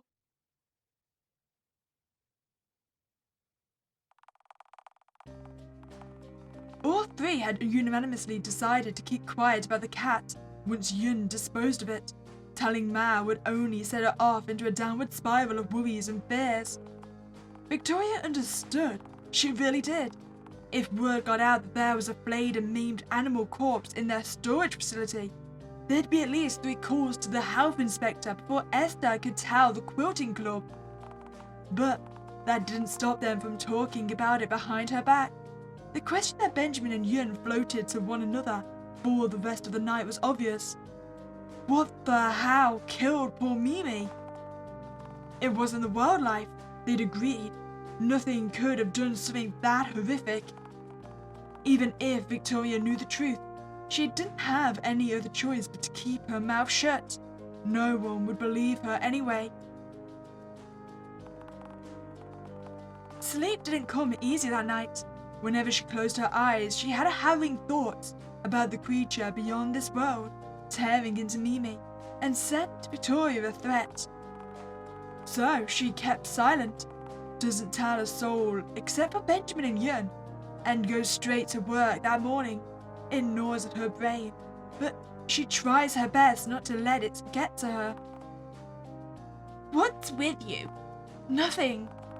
You've been quiet all morning. Trying to take my job seriously is all. Suit yourself. Victoria nods along. She has more important things to worry about anyway.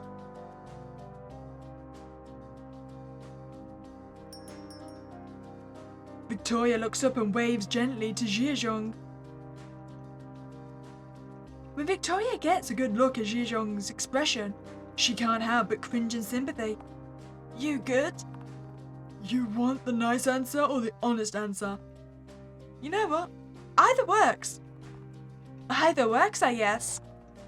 Which one are you the most comfortable with? You know what? You're probably got a lot of your plate right now. I won't trouble you. Whatever confidence Jia Hong had scraped up between now and then was clearly gone now. Must have been real bad if he was this hesitant to say anything. Victoria simply looks down and starts to scan in his order. There's a lot of energy drinks. Well, I hope everything turns out okay. Me too. Victoria sighs. What's happening to this town? She shakes her head and does her best to pull herself together in time for the next customer.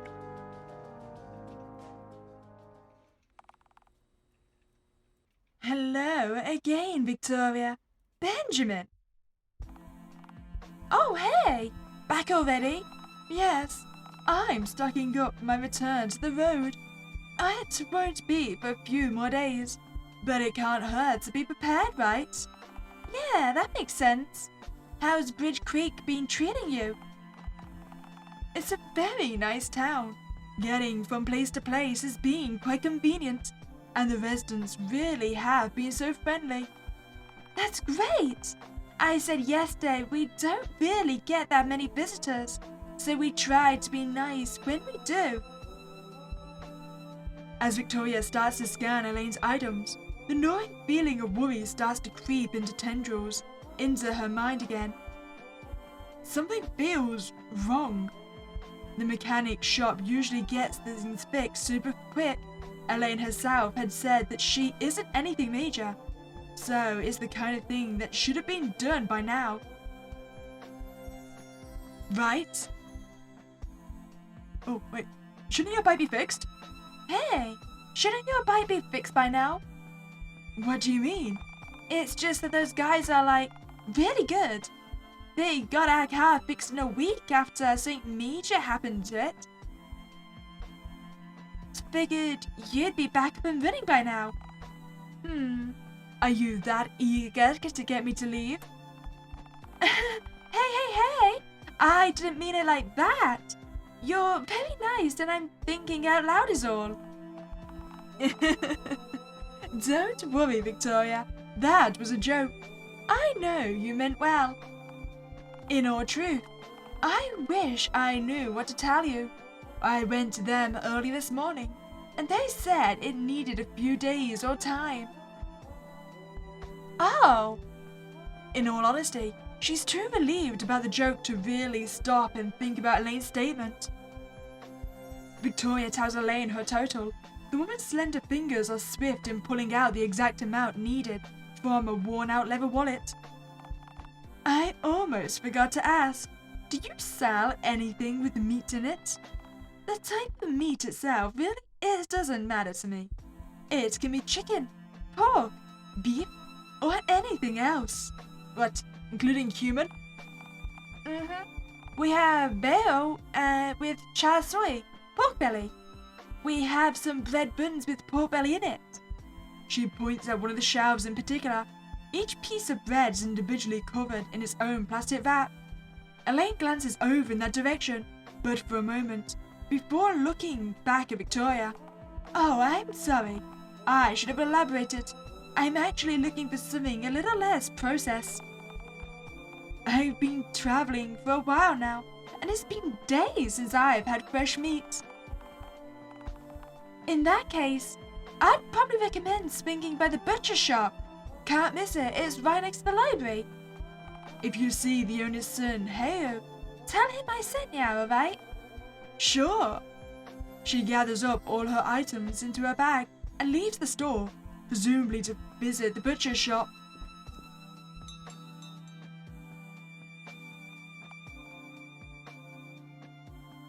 Hey Elaine. What's going on? She left her wallet on the counter there. I'm gonna go return it to her, alright? Get back before Mike comes out of the office, or I'll never hear the end of it. Yeah.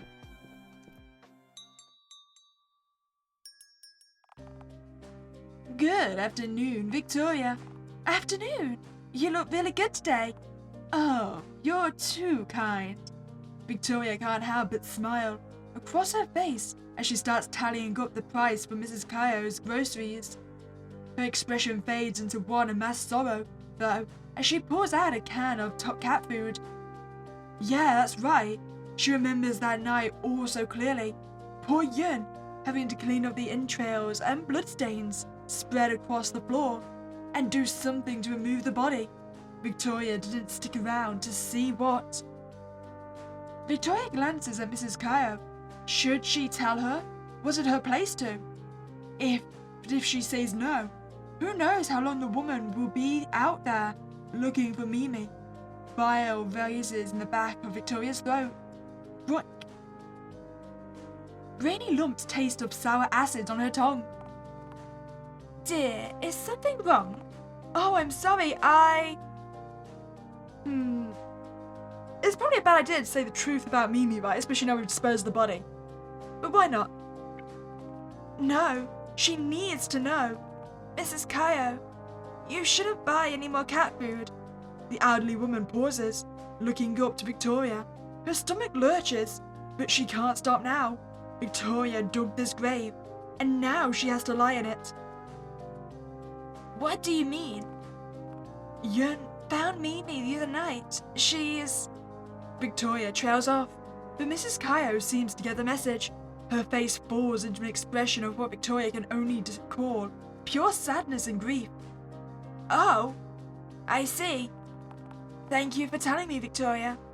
I guess I won't need these anymore. At these, she picks up the can of cat food, a sad smile across her face. She sets the can down and finishes checking out the rest of her groceries. Would you or Benji be a dear and put this back for me? Sure, no problem. I feel like that was the right thing to do. Shoving her face in her hands, Victoria bites back a gentle sob. I should have told her. She needed to know.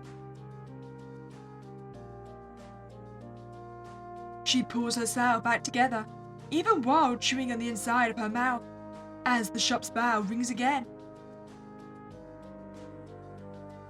Benjamin's shoes click against the floor as he slams the door shut behind him. Couldn't find her. He doesn't meet her gaze. Hey, what's wrong? Is that no longer Benjamin? I mean, you guys move fast if it's not. You sicken me. What did I do? Excuse me? Maybe Mum had a point. You can't do anything right. Hey! What are you talking about? Disgust and devastation crashed through her nerves at the sound of Benjamin's simple words. Am I wrong? Even still, Benjamin doesn't turn to face her. Maybe that's the worst part of it. What is wrong with you? You screw everything up. Simple as that. With his harsh words, Benjamin strides towards the break room. Hey! Hey! Get back here! It's the sheer force of Victoria slamming the door open that causes both Yun and Mad to poke their heads out and see what's happening. Victoria, what's wrong? Where is he? Where's Benji? He should be stocking the shelves. What's wrong? Is he hurt? When the shop bell jingles in the other room, Victoria doesn't even stop to question how he'd looped around from the back of the store to the front so quickly. She shoves past both adults and sprints to face him. I don't know where she went, but she really moves quick. Lost her in 10 seconds flat. You prick! You can be a real ass, Benji. You know that. Benjamin clutches his face, blinking repeatedly behind his glasses. When the shock of what Victoria's done sets in, his expression becomes a mix of confusion and anger. Dude! What is wrong with you? Oh, that definitely wasn't Benji then. I know Ma hates me. I know she loves you more. Hey, come on! What's gone into you? Don't give me that crap! You don't get to walk in and act like a stupid pig and play dumb about it. I just got here. I don't even know what you're talking about. Out of rage, Victoria slings her fist at him again. Slender knuckles connect with his bad shoulder. Everything explodes in a mess of fists thrown, hair yanked, arms bitten. It takes both Yun and Mad to separate the two siblings. Victoria gets the screaming of a lifetime afterward. Her ears are still ringing by the time Ma finally loses her voice and shoos her away, saying she couldn't stand to see her face right now. Victoria sits and sulks for a while, long past when the store closes and the lights shut off, when she comes to the realization she might have blown off the handle for no reason. The guilt in her grows into a massive pit in her stomach. No one really comes to check on her until Benjamin thumps down the stairs. Hey, what are you doing hiding in here? Benji, I'm sorry about earlier. It was really wrong of me to do that without even listening to you. You're not a prick. I was acting like one. Yeah, no, that was an ass thing to do. And again, I'm sorry. I'm not making excuses. Even though she had a good one. I think I saw a copy of you. Well, apology accepted, I guess. Is your shoulder okay? It'll be fine. He sits down next to her. I came in here because I took a look at the wallet Elaine left and, Benjamin wordlessly slides it over to Victoria. She picks it up, opens it, and... Let me guess. Is it Naomi's? Oh, maybe not. Who's Noah? That's what I asked. The ID put right in the front of the leather belongs to a man in his 40s. His hair is greying and starting to thin out, and time has clearly not been kind to him. This Noah looks nothing close to Elaine. She squints at the image. What the hell is happening to this town? Nothing makes sense anymore. Day 5.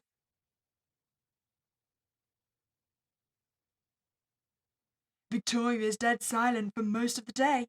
Her mind is filled with strange thoughts about death, false version of those she loves, and Elaine. Elaine. The more she thinks about Elaine, the more she grows worried. Her worries are torn between Elaine's safety and the truth of her past. As much as she wants to trust Elaine, something in her mind draws her closer to an unsettling truth. But she still gives her the benefit of the doubt. Someone so sweet and lovely could never have such an awful intention, right? Maybe Noah is simply a family member of Elaine's. Her father, Elaine Henderson, sounds like a nice name. It'd be weird to ask her about that, though. She already has one problem on her mind. The Shapeshifter's interest in her. Good evening, Victoria. Hey. With her gaze shifting from Elaine to the cash register, the bags of cheap snacks that she had placed on the counter, Victoria's own shoes, and back to the cash register, she finds herself pausing with one hand halfway raised to scan the barcode of the chips. I need to tell Elaine she's not safe here. I can't just let her get eaten or something by whatever the hell that thing is. Is everything okay? You look ashen. Huh? Yeah, I'm fine. She scans in a can of soda that she's pretty sure is a few weeks out of date. Where did Elaine even find this? She's pretty sure Benjamin pulled all the expired stuff a while ago. It's all downstairs at this point. Some part of your mind seems to be elsewhere right now. It's that obvious, huh? I should do it. I should tell her. She needs to know.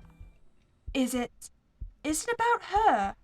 Victoria's gaze follows where Eileen gestures. Tears spring to her eyes at the side of Naomi's smiling face on the missing persons poster. The one flyer that she had convinced Man not to take down was crinkled and peeling at the edges. Oh, yeah, no, it wasn't about her, but... Am I touching on a source point? I'm sorry. Hey, no, you're all good. Actually, is it okay if I talk about her for a sec? Of course. Were you too close? A humorless chuckle worms its way from her throat. Close is an understatement. We were best friends. Inseparable, you know. We met when I was 6. and we'd been there for each other ever since. But then she... Was it really her right to tell this stranger Naomi's story? Maybe, if she got the word out enough, someone like Elaine would find the real Naomi.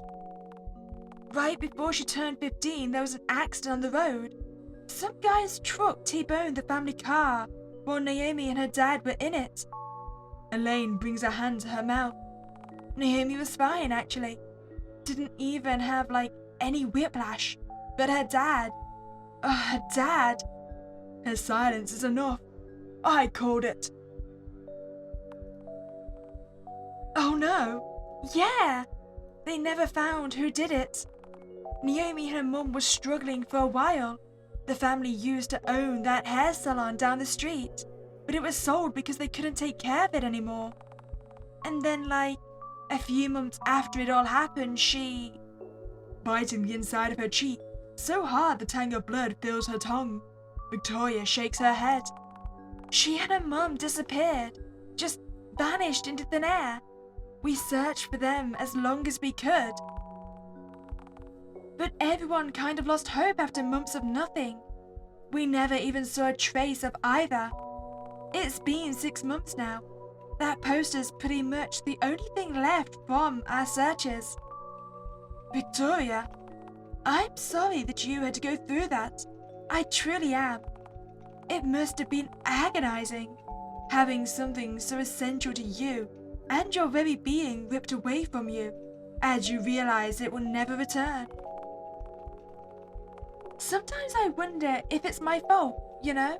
She came running to my house the night before and started babbling something about how they were coming.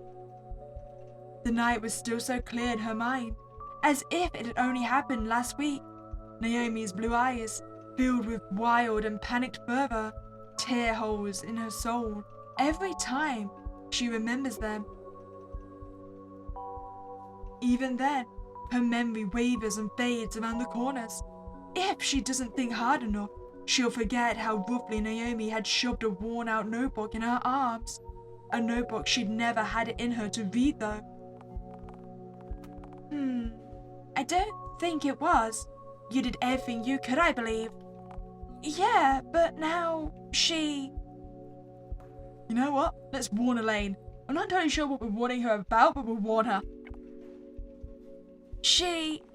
Elaine needs to know. Hey, listen, Elaine. Can you come here a second? Of course. She leans forward. Victoria begins to whisper quick in her ear. Get out of here. Right now, tonight. I don't care. Just get out. You're not safe here now. There's something prowling around in Bridge Creek. It pretended to be Naomi a few days ago. I think it did something to her. It's been messing with everyone. All sorts of little things, but nothing as bad as what happened to your bike. And I think you... Before she can finish her warning, the store's glass door swings open, and Esther comes barreling in. Victoria pulls away and frowns deep. Damn it! Resisting the urge to duck under the counter and pretend she's on her break, Victoria gives Esther a forced smile. Hi, did you find everything okay? No, I just walked in here. Well, that's okay. If you need help, I'm sure Benjamin would be more than happy to find what you need. I'm not gonna work. You're not gonna force me out. The aunties sent me here to get some more coffee before quilting club starts up. Coffee machines are right over there. Elaine, having been watching this interaction in silence, finally speaks up as Esther shuffles over to the coffee machine. Is now a bad time? Oh, no, of course not. Yeah, Ez and I, we just have a little friendly thing going on with one another. Some of us are friendlier, though. Gosh, you both seem pretty tense. Maybe it's best if I should leave now. No, it's fine. Vic doesn't know her place. Ez, I swear to God. You know, Esther, You really should watch what you say to people. Being kind never hurt anyone. I mean, if it was just the two of yous. Wait, what did you say? Wait.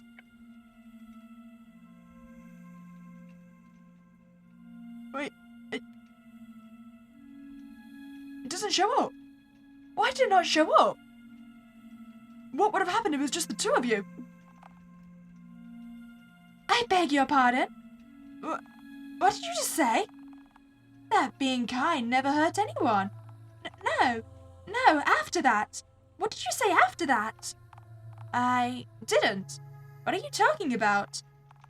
The eye gouging. That you'd gouge my eyes out. Eye gouging? Are you both okay? Well, I mean, I can't even prove it one way or the other. They didn't show up in my history. I'm pretty sure it was some threat, though. We don't... I never said anything like that sort. And I'd never talk about gouging someone's eyes out.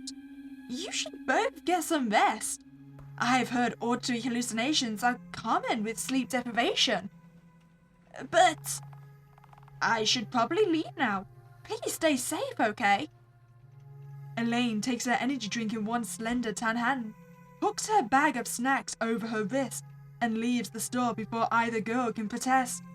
Once she steps out the sidewalk and makes her way to the local motel, Esther and Victoria turn towards one another, the same horrified and disgusted expression on their faces.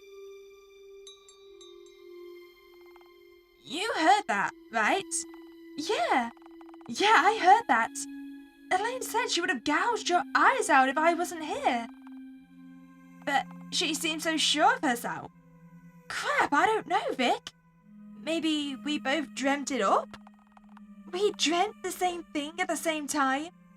Ez, are you listening to yourself? Come on, Elaine's been nothing but nice to us all. Why would she make this threat and then deny it so much like that? In front of us both? Look, I don't know. I really don't. You know what? Why don't you skip the club tonight? Go home early or something. I would, but I'm in hot water with my Uma right now. Was planning on using the quoting club to let her cool off first before I go back home. Ez, come on. Look, I don't like you and you don't like me, but I've just got this bad feeling. Humor me just this once, and I won't bug you anymore. That is an actual promise. No bull. Fine. How about a compromise? Okay? I'll leave a little early, alright? 15 minutes. That should give me enough time to get home early. I gotta wake up at 7 tomorrow anyway. Church and all. Yeah, sure. But go right home, alright? Don't screw around. Go straight home. Actually, no, don't walk home. Get your iPad to drive you. You're really taking this a bit far. I've been on edge lately, and this set me off alright. Esther opens her mouth to fire back with a response, but pauses and closes it. To Victoria's shock, she looks worried. Actually worried. Before she could say anything else, Esther shakes her head and pouts. Whatever.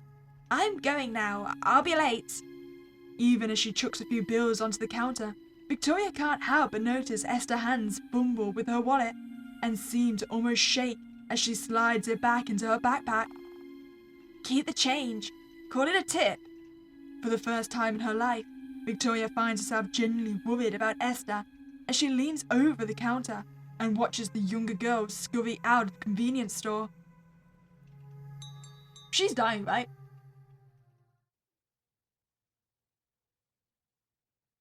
That night, Victoria has an unsettling dream as she clocks out of her shift and crawls into her bed. Oh, hi, Elaine. Looking simply stunning. What did you do to the moon? She stands in an empty field in the middle of the night, overgrown grass brushing her knees.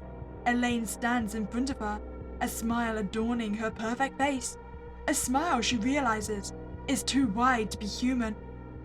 The air around her is painfully thick, like each breath stuffed her lungs with a suffocating jelly. The moon hangs above both their heads, watching over their cursed meeting. The moon. It's wrong. The moon is awash in a sickly golden colour, its disgusting light pouring down them both and making everything look as if it had been sprayed by a rotten lemon.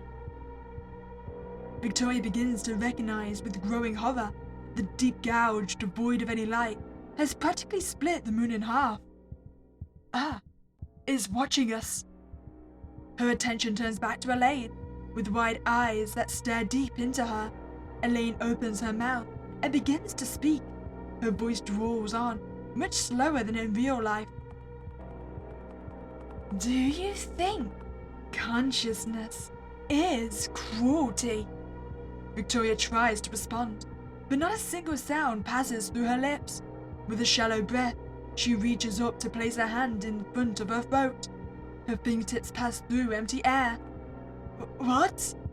Her fingertips try to curl around anything, but all she can feel is her own nails digging into her skin of her palm. Even in the dream, it feels so painful, and her heart begins to pound faster and faster in her chest. Victoria's dreams were never this vivid before. Naomi didn't seem to care. Nausea spreads through Victoria's stomach in the dream. She begins to lurch forward as she's unable to stop herself from falling. The noise of her head makes as it plops onto the grass is so much louder than it should be. Her head? Why just her head? Her vision rolls to the right, in time to see her now decapitated body drop to its knees and cascade down. Despite everything, she's still able to look back up at the moon again. It's changing. The gouge widens, larger and deeper, until all that's left is a thin ring of bile-like hues. And it's only then that Victoria realizes it was never a moon. It's an eye.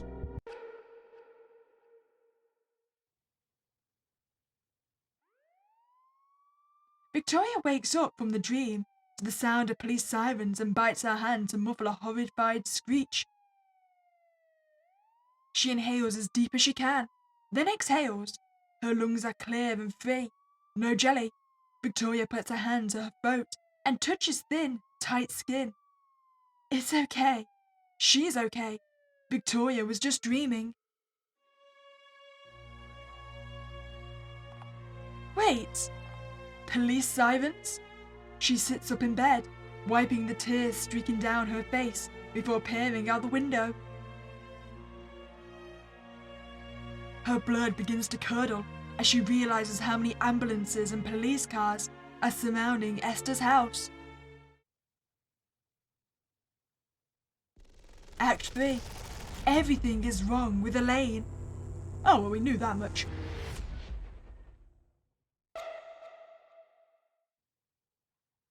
Day 6. Was this my fault? I could have saved her, couldn't I?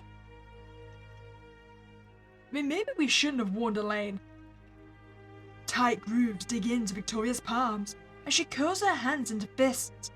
Everyone knew what happened to Esther by sunrise. How could they not? One of Bridge Creek's citizens was murdered.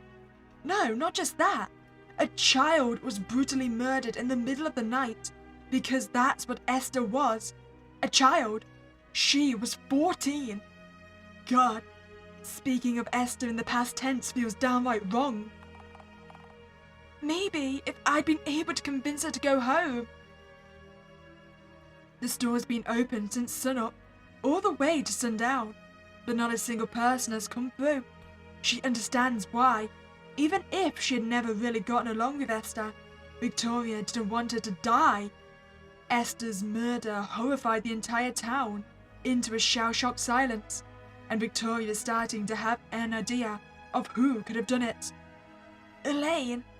The threat she'd cooed to both girls keeps repeating in Victoria's head. Gouging eyes, misery, skull. Gouging eyes, misery, skull. rinse, repeat. For the first time, Victoria is starting to think that Elaine's kindness was nothing but a ruse. But for what? Victoria straightens her back up and pulls her shoulders at the sound of the door opening. Welcome to Wang's convenience store.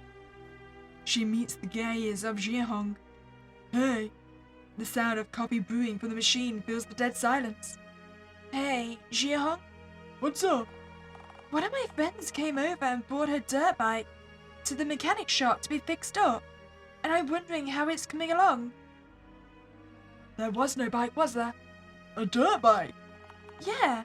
She said she checked up on it the other day, and it got beat to crap by someone. Hang on, we haven't had any dirt bikes in a while. Months, maybe. Who's your friend again? She said her name was Elaine. Little bit taller than me, dark hair, tan skin. Freckles? Bright gold eyes. Couldn't miss her if you tried. She's not one of the town's residents. She said she came here almost a week ago. Vic, I've never heard of this Elaine before. If she stepped foot in the shop, it ain't for a bike. If she did, I would have heard about it. What? Yeah. I don't know what to say to you, Vic. Why would she lie? Something isn't adding up.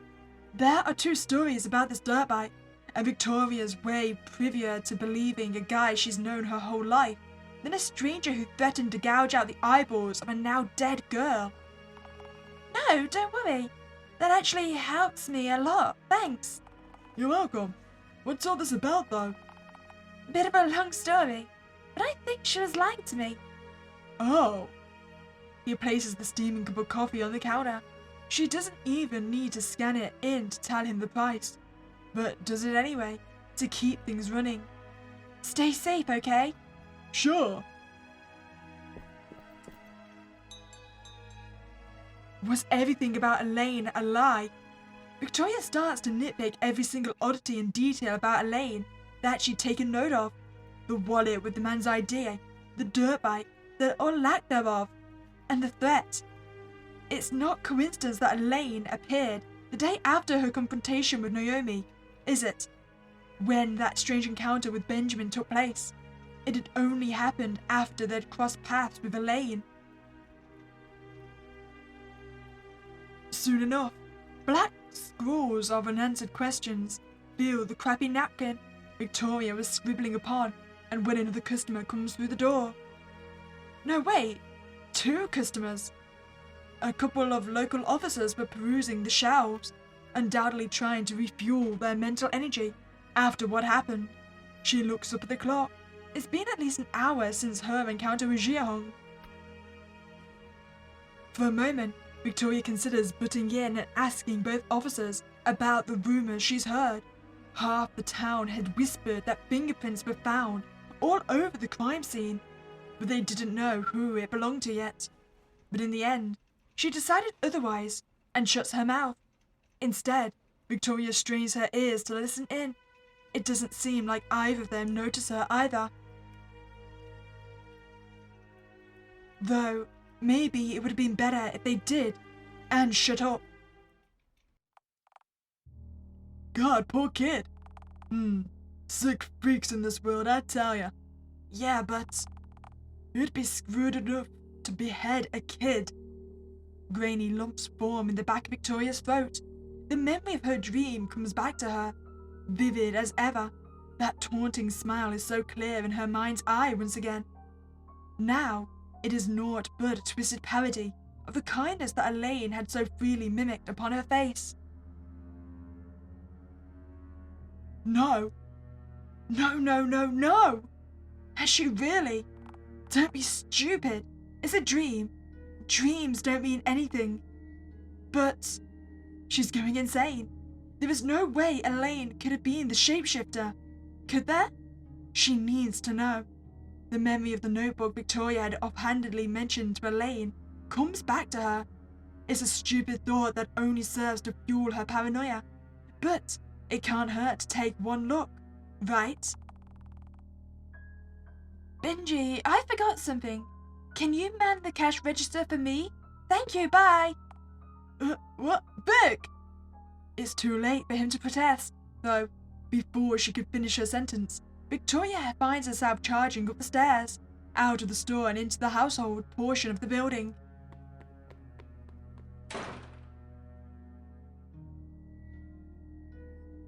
Yanking open her closet door and shoving stray blouses and skirts out of the way, Victoria finds her way to a simple cardboard box labelled Naomi in black marker.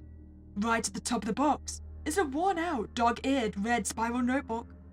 Touching it and shifting through the pages still felt like sacrilege in some part of Victoria's mind.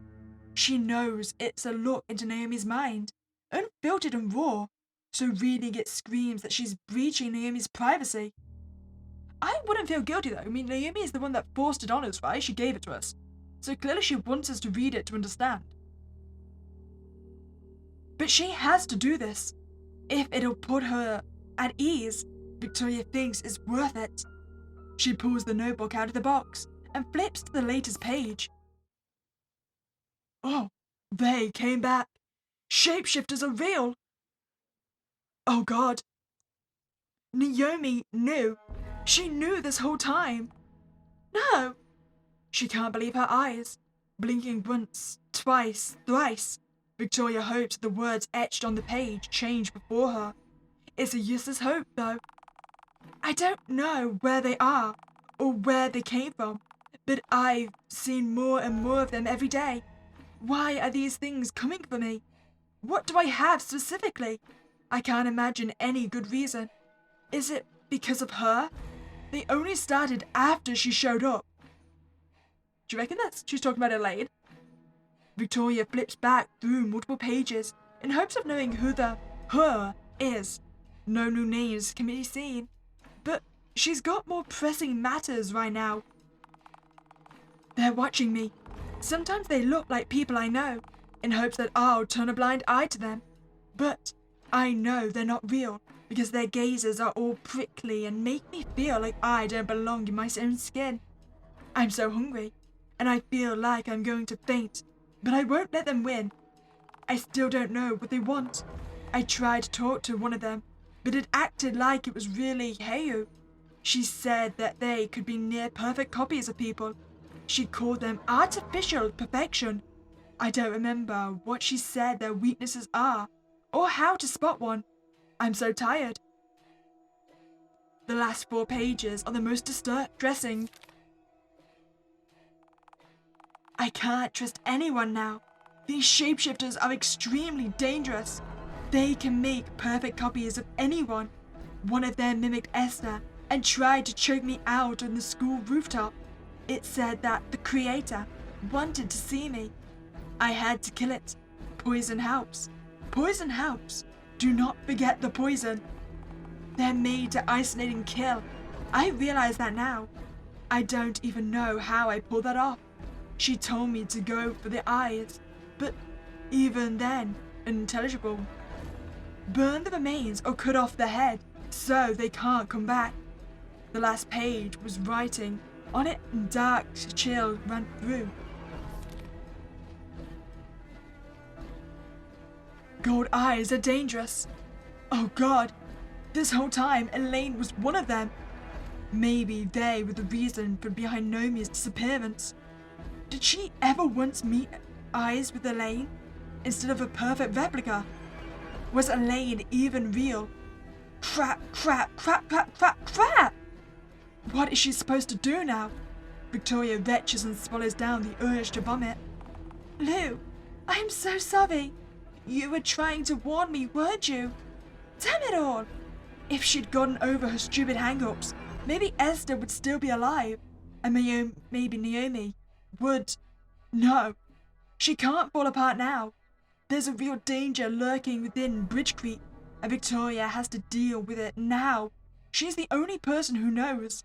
The God knows no one will believe her if she tried to even broach the topic. If I can't change what happened back then, she stands up, fist clenched tight. I'll do whatever I can now. Victoria takes the notebook with her, flipping back a page. Poison. Naomi reiterates how important poison is against one of them. Any specifics that Naomi might have meant aren't on the paper, but that's okay. Victoria's sure she can find something suitable.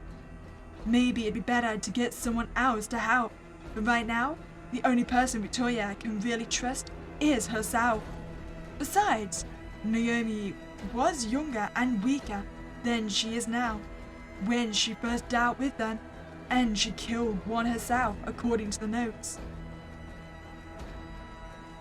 Benjamin left his looking item on the counter. By the time she returned back to the store, he and Ma had went back to see Dad again. She pockets the lighter. God knows she's going to need all the luck she can get.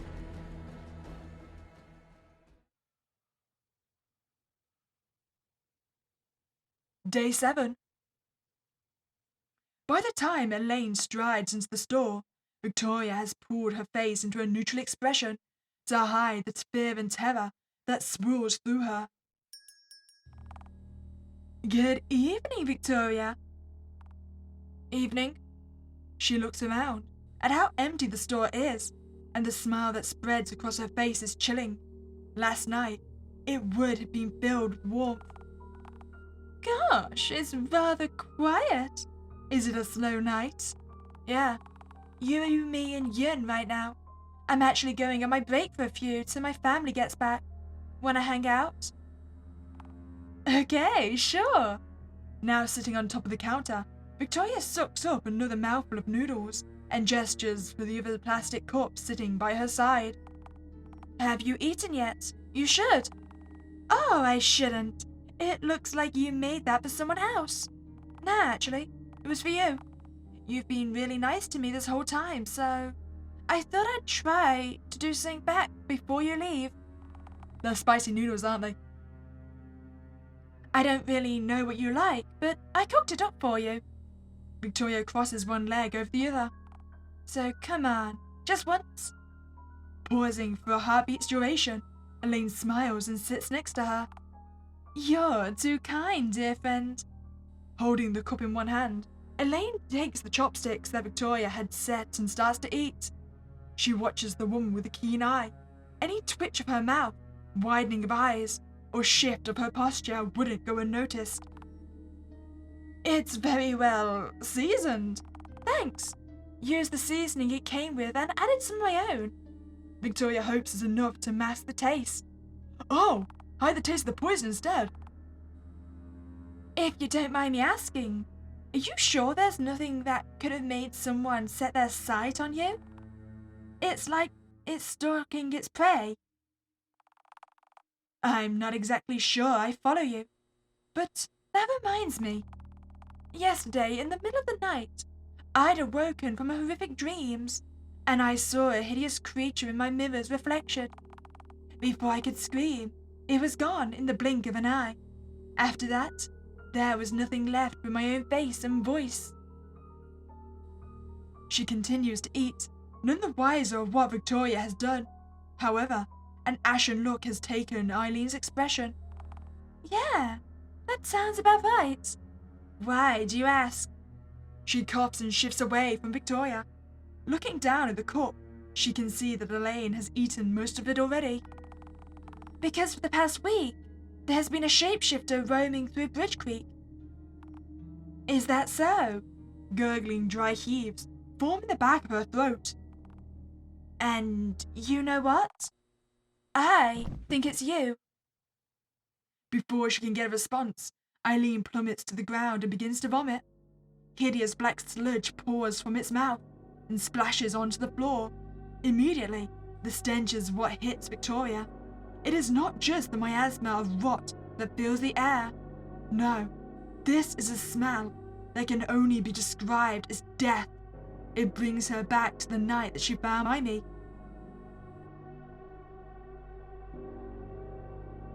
Naomi may not have written any specific poison down, but the stuff that the Huang family used to kill rats seems to be working fine.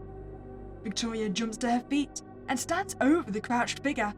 If it's poisoned, then it should be weak enough to get some real answers from, right? You know, if someone walks in now, this is gonna be really hard to explain to the police. Who are you really, huh? Answer me. It stands up slow on eerily steady legs. There is no more softness in its eyes, and all that is left is a cold, deep hatred. You are not as stupid I had thought. Her eyes widened in horror. She was right. Victoria had been right this whole time. The weight of this realization sinks in. This whole time, she'd spoken to a shape-shifting monster, gotten so close that, at any point, it could have reached out and torn her throat open. But why hadn't it done anything directly to her? Through gritted teeth, she speaks again. Answer my question. Who are you? I am the one that is going to wrest dear little Naomi's ribcage open and let the maggots feast from the inside out. That doesn't... Naomi never did anything. That is a goddamn lie, and you know it! Her voice pierces the air, a low growl in the back of her throat. All of this anger had been buried so deeply within the creature that Victoria hadn't even found a fragment of it. Wait. Naomi killed a shapeshifter, right, with poison? Is that why Elaine's going after her? Until now. Victoria braces herself by gripping onto a shelf behind her as it takes a step towards her.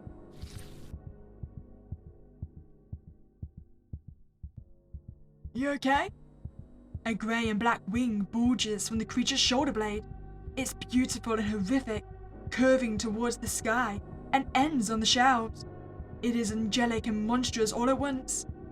That wing is a perfect representation of the true mind behind the Elaine body. It is made to be alluring, yet reality is beyond grotesque. It is because of her that I am here. It is because of the sins of your dear little Naomi that has spurred this hatred within me. It is because of her that I am blemished, scarred, and incomplete. My bond with my Creator has been severed. I am left in the world where I do not belong because of your Naomi. It doesn't take a genius to understand what this means for being scarred and incomplete. The mangled knob of his other wing is littered with fresh wounds that may have never been time to heal. Stumbling back, Victoria almost can't believe her eyes and ears. With every passing second, it looks less and less human. Pupils constrict themselves into tight slits. Stains of the sludge that was its blood dry on the torn skin. 1,000 questions could ask zapped through her mind, but Victoria settles on one. Were you ever her? A sharp mocking laugh bursts from its throat, back curved and eyes wide. It reminds her of a feral predator, curled to strike. Its teeth could tear the flesh from her throat in an instant. There was never an Elaine. Naomi never returned to this wretched town. Am I all that will be left of her? I will not stop until every fragment of Naomi's legacy is lit ablaze and burnt to ash. Oh God. Starting with you. Victoria knows there's only one choice left. Wait, do nothing. Wait, I have to run regardless. I demanded to do nothing. Well, I suppose in that case, we run. She breaks into a mad sprint. Anything to get away. Shrieks of manic laughter ring through the halls as it chases after her. It's not even laughter, not the kind that Victoria is used to. This is more like something mimicking the noise, without understanding the emotion behind it. Its path splits away from directly behind her. Victoria doesn't have time to think of why. If she can get to Yun, then everything can be okay, right? Right! She hopes so. Yun startles awake as the door to security starts banging. Help! Help! Yun scrambles to his feet. Peering through the window attached to the door, he takes in the sight of Victoria. Of how terrified she is, recognition flashes across his face. Victoria?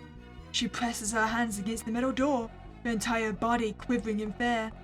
Please, please, you have to let me in. It's after me. It's after me.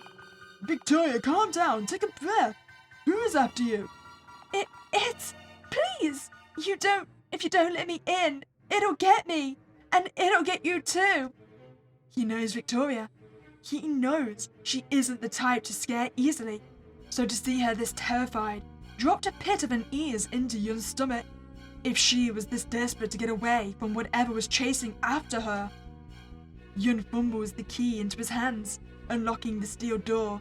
Immediately she rushes in and slams it behind her, locking the two of them together. He looks down to see her right hand gripping an axe so tightly her knuckles were losing blood. Please, you have to believe me. I know it sounds crazy, but there's a monster out there.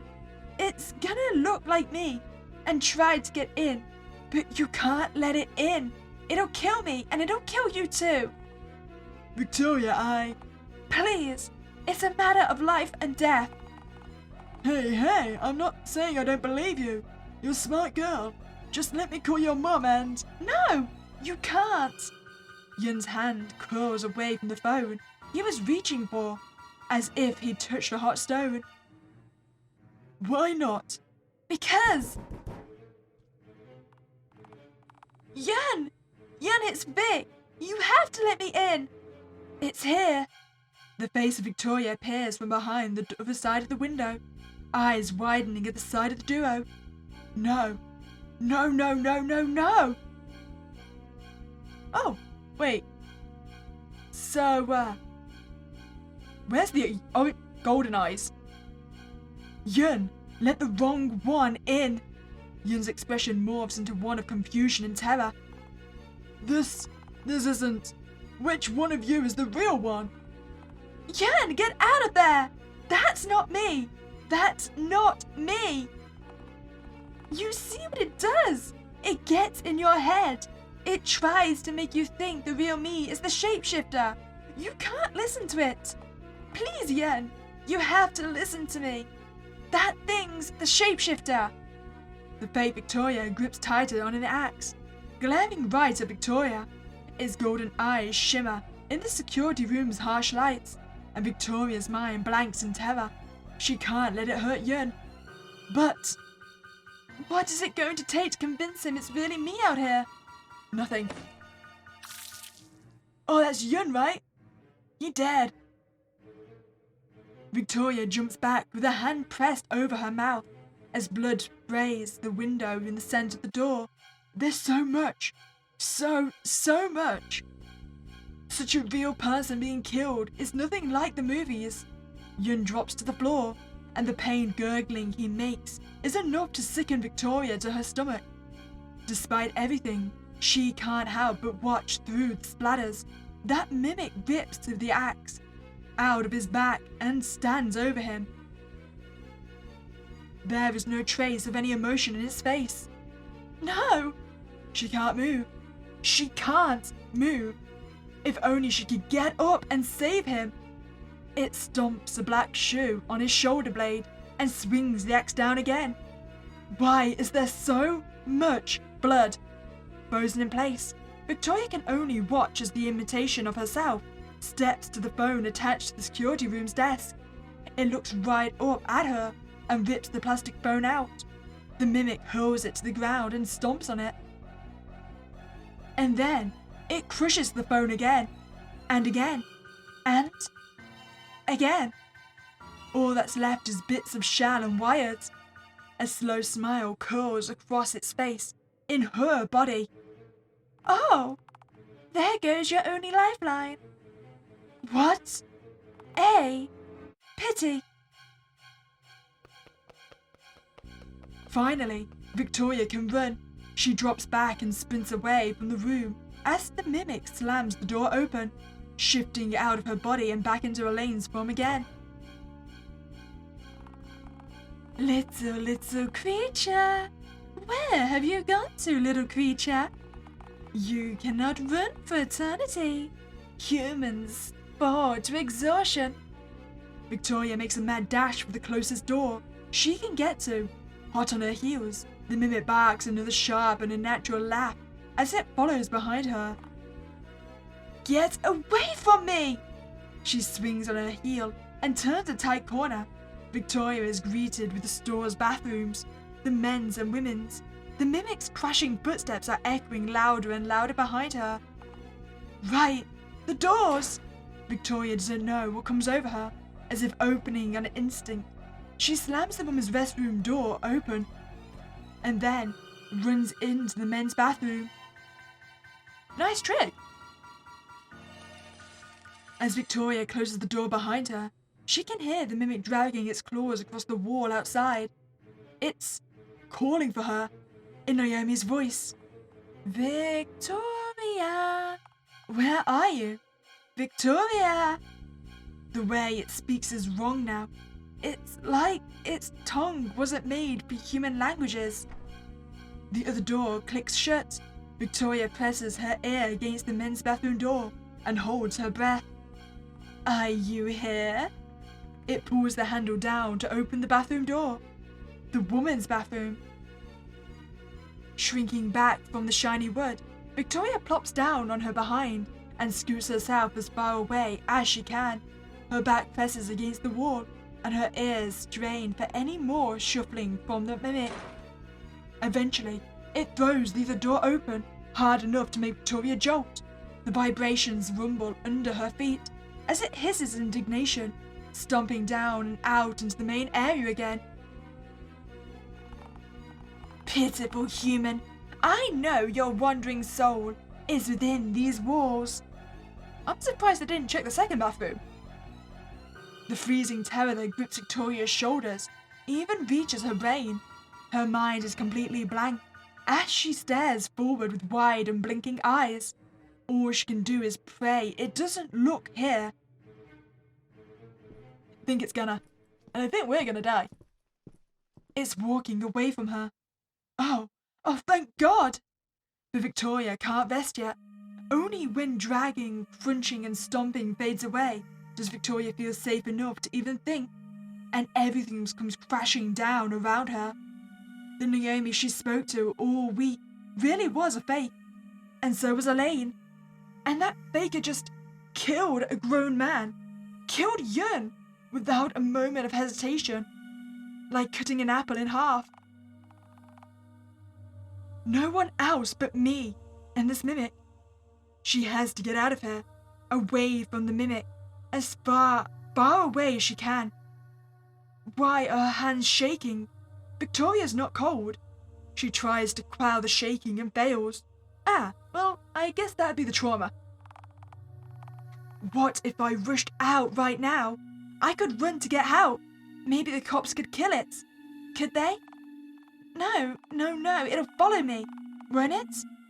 And our police station closes at night, and it's midnight. What if they don't show up in time, and it starts to kill more people? I don't know. She grabs the side of her head and curls her fingers around thick red hair. Victoria tries to rack her brain for something. How many more people can it kill before getting overwhelmed? How much does it know? Will bullets even work on it? What happens if I do get out? What if I can get the cops somehow and it still rips through them? What then? Kinda like Jeepers Creepers, huh? It's better than nothing. Maybe they can at least wound it. I can't hide forever. It'll find me if I don't start moving. Despite everything, she finds it in her to stand up. Glancing down at her feet, Victoria pulls both shoes off and carries them in one hand. If I can get out without it hearing me, maybe I can run to safety. The only problem is, I have to get past that thing. Easier said than done. The store is quite small and cramped, even without the looming threat of bloodthirsty mimic on her shoulders. But she doesn't have a choice. As Victoria turns the doorknob as slow and gently as she could possible, only one thought rings through her head. For Naomi! She opens the door and steps out into the darkness. The hallway is so quiet. Victoria's own breathing and heartbeat rings even louder in her ears. Peering out into the dim store light, Victoria begins to process the wreck of the store. Streaks of blood and bits of something litter the floor in front of her. Victoria's stomach drops when she realizes whose blood it belongs to. Yun, I'm so sorry. She could have saved him in some way. Maybe if she'd been quicker or yelled louder, he'd still be here. Maybe if she did anything different, he could have gotten away. But that's why I have to get out, so he didn't die in vain. So it can't hurt anyone else. She looks up and weighs her options. The mimic slammed the security room's door open so hard the lock has been completely ripped off, leaving the room open for anyone to slip in. Directly in front of her is the rest of the store, with all of its corners and shelves to hide behind. Yeah, Victoria can do this. All she has to do is get to the door on the other side of the store. That's easy. Either the side door or the back door of the store. She knows the place at the back of her hand. There's a real quick way to either door. All Victoria has to do is make a dash to it. But the security room should still have the cameras running, right? She could get one little look at where the mimic is, and then do everything she can to avoid it. Well, the security cameras does seem like a good idea, unless the mimic was inside the security cameras. Why don't we just risk it and go forward? Forward? I don't want to go into the surveillance room. It's... She doesn't finish the thought. As much as Victoria strains her ears, she can't hear anything else but her own breathing. No sign of the mimic, meaning she has no idea where it could be.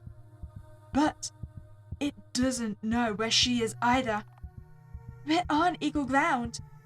She crouches low to look further into the store, scratching and purring echoes in the walls.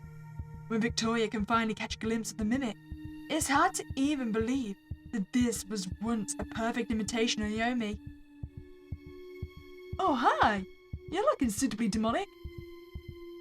Its body is hunched forward, knees inverted from the direction that human legs are normally supposed to bend.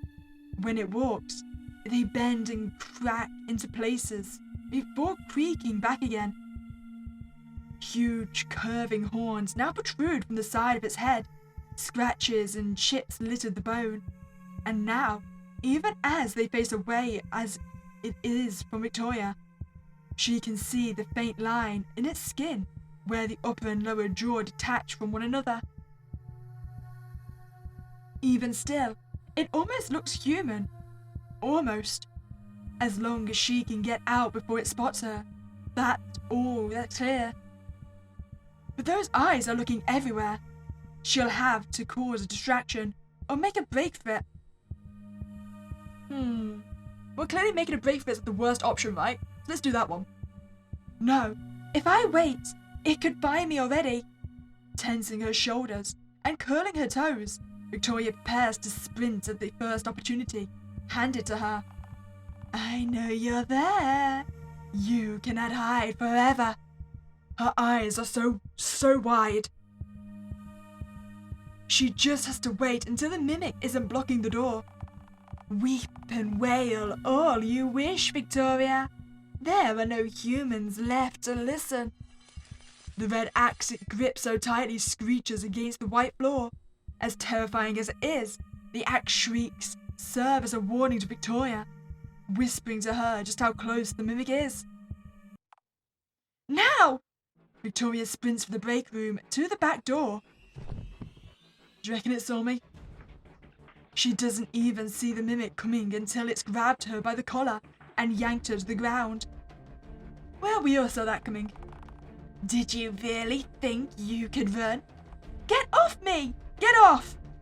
Though kicks and screams and struggles, Victoria rips herself away from the mimic. Bloody gouges tear down her arm as she sprints away. The mimic's uncanny smile only widens as it breaks into a chase. The break room's door is thin and cheap. There's no way it would hold up more than a minute at best. But Victoria could take anything to stay alive for another second. Through her panic, Victoria knocks over a stray roll of duct tape sitting on the table. She doesn't stop to pick it up. Within seconds, the mimic is upon the door, slamming its fist against the slab of plastic. I know you are here, Victoria. The scent of your fear is all over the walls. White chips drop onto the floor. Victoria's eyes widen when she sees the chips are pieces of the door itself. Shaking so hard, it takes the fire extinguisher to the ground. It's going to break in. The way out is right there. But what if it follows her out? Victoria screams. The mimic doesn't say a single word as it slams its axe down on the door again. Crap! She has to do something. Eyes darting across the room. We do nothing. Nothing. She can't think. Frozen in place, Victoria's mind screams to run, but her legs won't respond. 1 second. 2 seconds. 3. 4. Finally, her body wakes up. It's a few seconds too late, though. The glint of the axe casts a harsh light in her eyes when it smashes a hole in the door. The mimic's slender hand reaches in through the hole. Victoria doesn't wait to see if it's going to open the knob from the inside or pull itself through. Someone's locked the back door, and she doesn't have the key, which means that there's only one thing left. It's a long shot, but the fire extinguisher could help.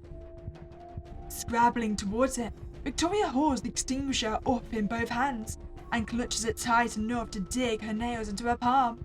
There's a hefty weight to this thing. If she can time it right, maybe she could be able to get away.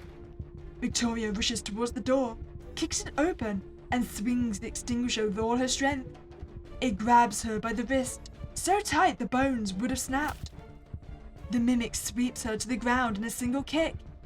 Vision blurring, she props herself up on an elbow to get back to her feet. Glancing back between the mimic and the store, she starts to think. She could kick it to the basement. Would she survive? Swells of pain coursed through her body with each breath. Did it crack a rib in her? It's a struggle to even focus, much less stand. Hi, how you doing? You know, Victoria, I have lived with the body of a human for so long now.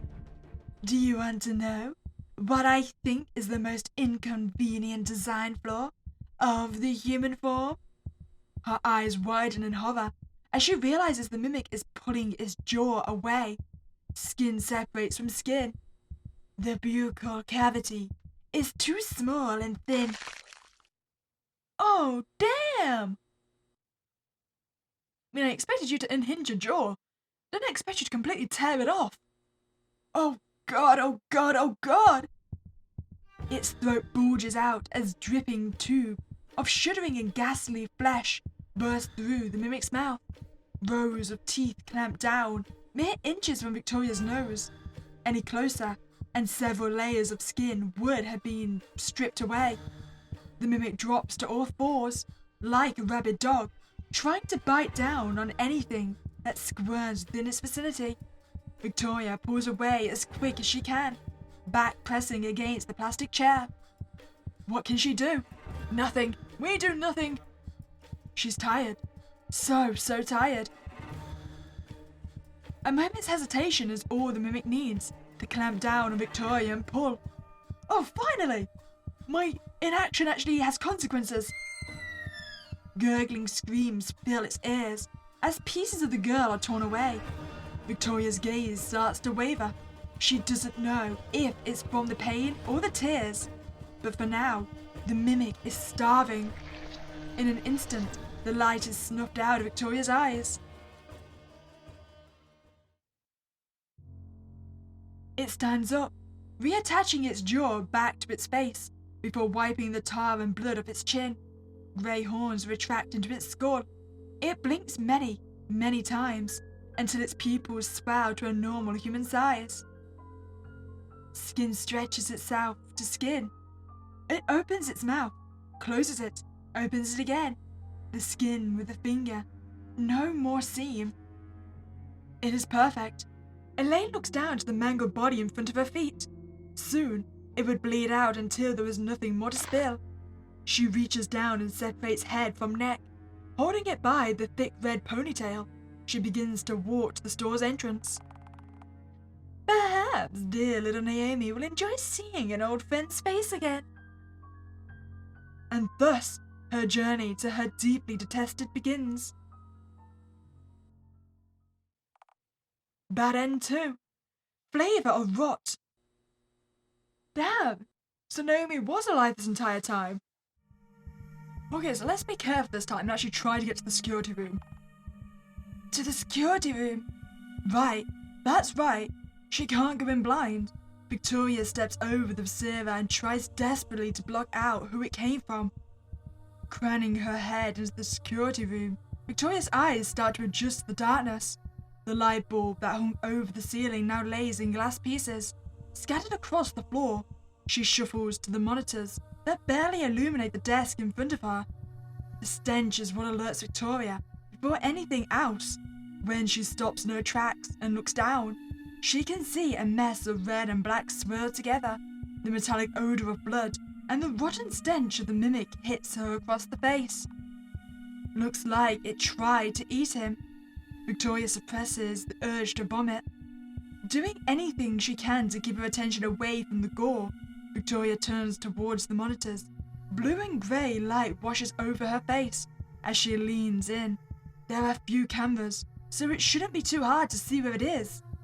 She pokes at various keys on the blood-spattered keyboard in front of her, hoping for something to happen. To be honest, Victoria can see much of a difference in any of the footage she's looking over at the point, but it's better than nothing, right? Wait, something's wrong. One of the cameras can't show anything. The monitor is filled with static. After a few seconds, the footage clears up, and it's then that Victoria realizes what's been happening. The mimic's back is turned to the camera, clearly in the middle of leaving the room. The body is hunched forward, knees inverted from the direction the human legs are normally supposed to bend. When it walks, they bend and crack into place before creaking back again. Victoria curses herself as she taps the keys. If only she'd learned a little about how these things work, she'd know how to properly spin the cameras to face a direction. The mimic stops in its tracks as the camera whirs to the left. Oops! Well, it knows where I am now. Victoria's stomach drops straight down to her knees, the crackling of bones twisting in a way that shouldn't be filled. Her ears as it whips its head around to face the camera. Oh! Oh God! The wild look in its eyes has only become hateful, and even through the blur of static, Victoria can see a thin seam of its cheeks that separates its upper and lower jaws. Wait! The cameras don't transmit sound! The mimic hurls its axe at the camera.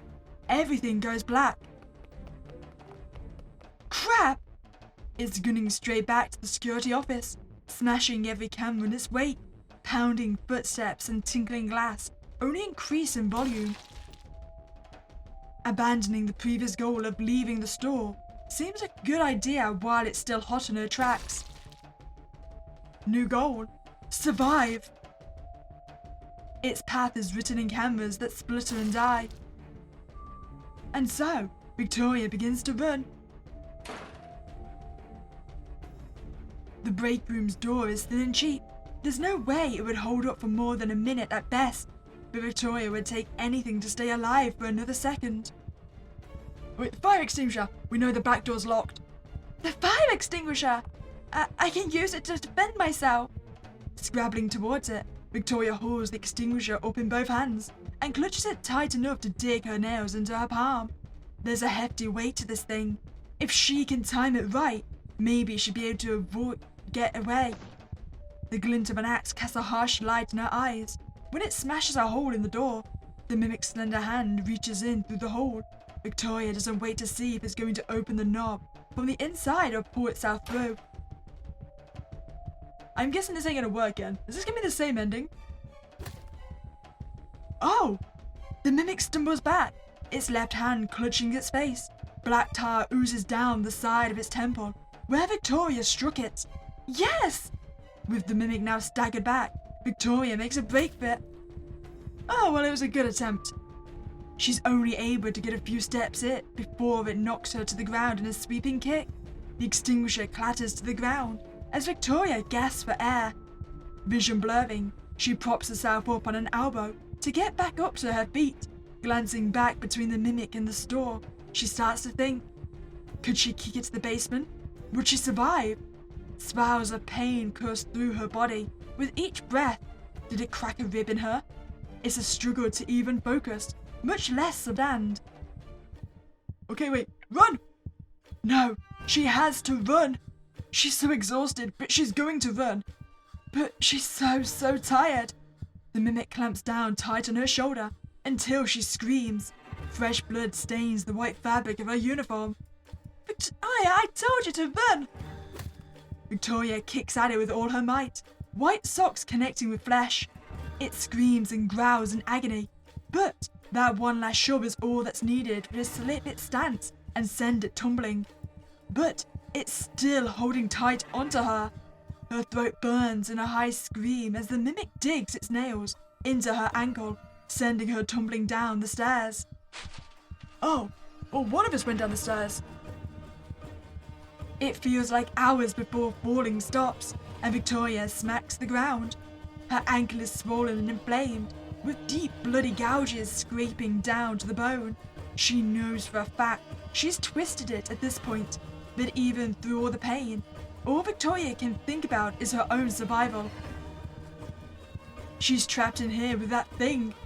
It's still so dark in the basement. Even still though, she can see the mimic. Crouched close onto all fours, it's attaching its jaw back to its face, and for a brief second, it almost looks normal. Comparatively anyway. When it snaps its head to look at her, Victoria's stomach drops. Those golden eyes shimmer in the low light still. She can't run, not with that thing still in front of the door. So, without the choice to run, she has only one option left. She runs inwards, limps more like it. A dull clicking noise rolls off the mimic's throat, skittering towards Victoria. It hisses and screams and tries so desperately to lunge at her. In a last-ditch effort, Victoria pulls herself into the supply closet and slams the door. The door is locked tight now, giving her a momentary relief, until she realizes just how screwed she is now. The mimic starts to bang on the door as hard as it can. "Let me in, you wretched creature! You cannot hide there forever!" Wanna bet? I'm gonna let myself die by blood loss, just to spite you. It's right. It's right, and Victoria knows it. There is no escape for you, pitiful human. Either you let me in, or I will break this door myself. Victoria shrinks away from the shaking door until her back is forced into the tiny claustrophobic corner. She knocks over a can of gasoline, but doesn't even register it spilling all across the ground. Victoria! Victoria! She can't get out. She can't get out. Not with that thing in front of the only escape. It goes silent, and for a second, Victoria thinks that she's finally safe. Until... Vic? Please let me in, Vic. Stop using her voice! Please, Vic, I'm sorry. Let me in, and I'll do everything I can to make it up to you. I'm so sorry, Vic. Please, just let me in. You're not her! You're not her! Stop using her voice! Vic, please. I'm a hostage. Vic, I'm a hostage, just like you. Let me in. No! Leave me alone, please. God, it sounds perfectly like her. It's using her voice for its twisted, cruel game. to break her spirits. Please, Vic! Wait. Give in. I give up. I give up. You're right, I give up. There's nothing left for me. She's really so exhausted. Maybe this really is the best choice. Either the mimic rips away into the closet to eat her, or she gives up willingly. Maybe the mimic will give her a quick death. That'll only hurt for a bit. Victoria unlocks the door.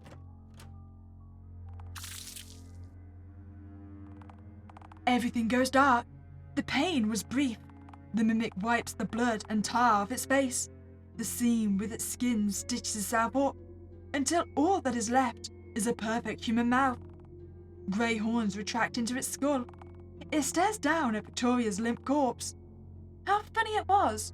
The last word upon the tip of Victoria's tongue was the name of the dear friend. Even in her final moments, she had thought about Naomi. Perhaps dear little Naomi would enjoy seeing the face of Victoria one last time.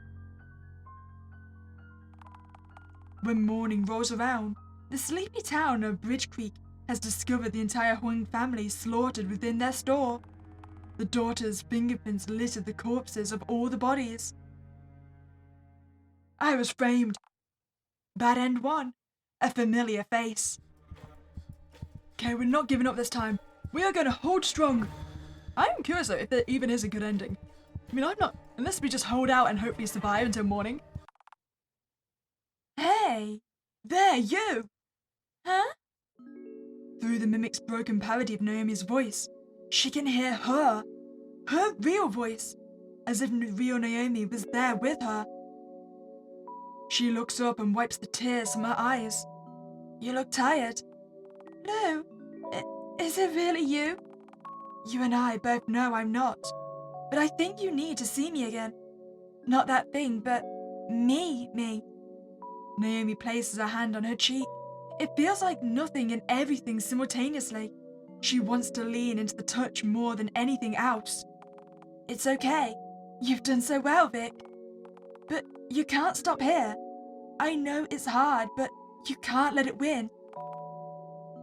Lou, wait! Before you go, It wasn't your fault. You did everything you could. Just this one little thing, and you can finally rest. Naomi pulls her hand away, though not unkindly. Her soft smile will linger within Victoria's mind for years. See you soon, Vic. When Victoria blinks, she's gone, and the harsh whispers of the mimic are all that's left. If Victoria goes down, she's going to take that thing with her. Are we gonna start a fire? I mean, all our family's dead anyway, so we might as well torch the place. Okay, you're right. I give up. Victoria stands up. Even through the screaming of pain in her leg, her hands aren't shaking anymore. As if tumultuous seas were brought to a standstill, her mind is clearer than it's ever been. Just talk to me, okay? Please? I want to be her when I go. Don't just use her voice again. I want to see her again. Sure. Humans are such fickle creatures. Victoria watches the shadow into the door morphs and shifts until it's taken a different shape. She can only hope it stayed true to her promise. Gasoline soaks the floor around her. Can I ask you one last thing before I go? And I want the truth. Okay. Why me? What did I ever do to you? You did nothing.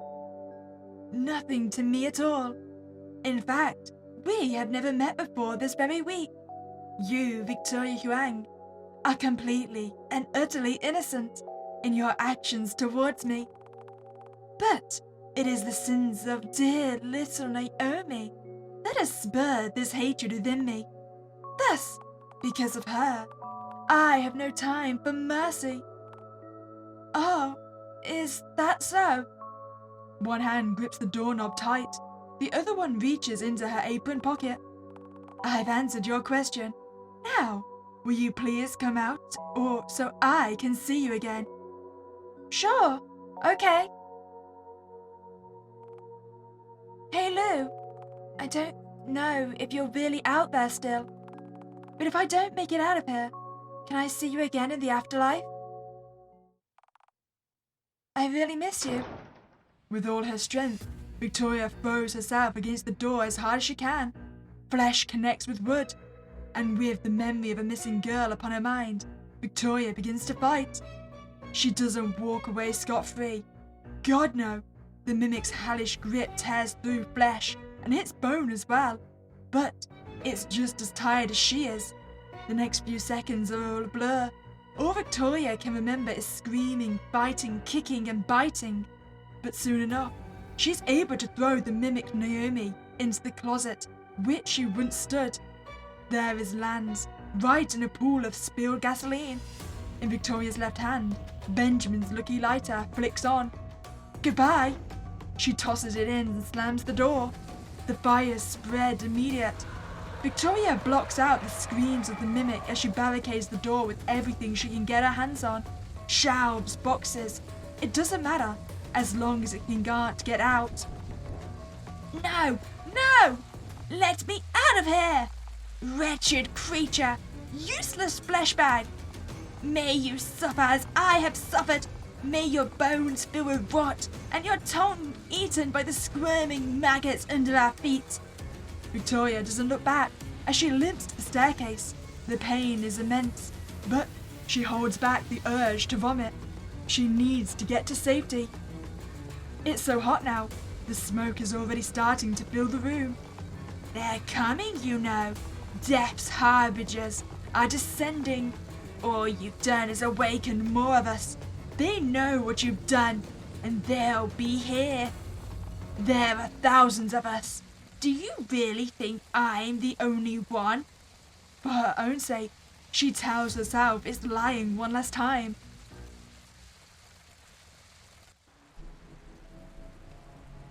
I'm still probably going to go to prison though, right? If my fingerprints are all over the corpse of my family. To a girl that's been in the heart of a raging pyre, the summer night's air is a freezing welcome.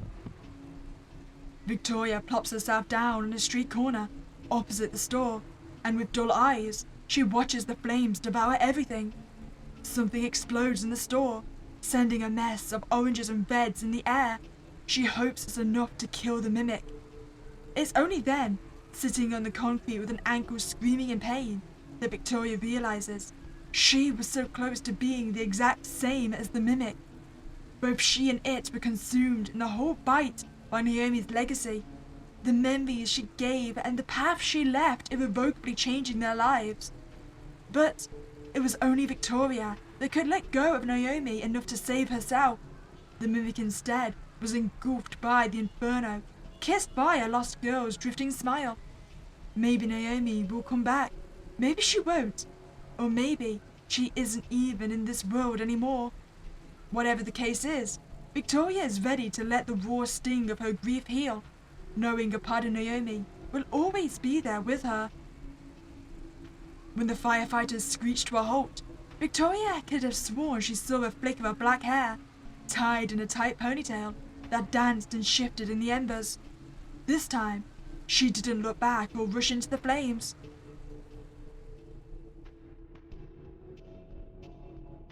Oh, so there is a survival ending! I'm still curious about Naomi though. I mean, the mimic made it sound like she was still alive.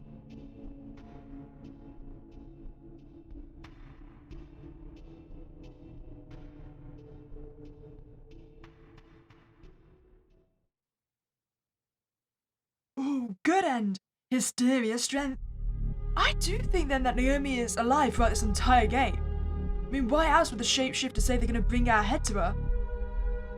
Well, at least, she's probably alive until the game ends, and then she gets murdered as well. If you enjoyed that playthrough, I'd greatly appreciate you to like this video and subscribe to this channel. But other than that, here's Spooky Day, and I'll catch you next time, guys.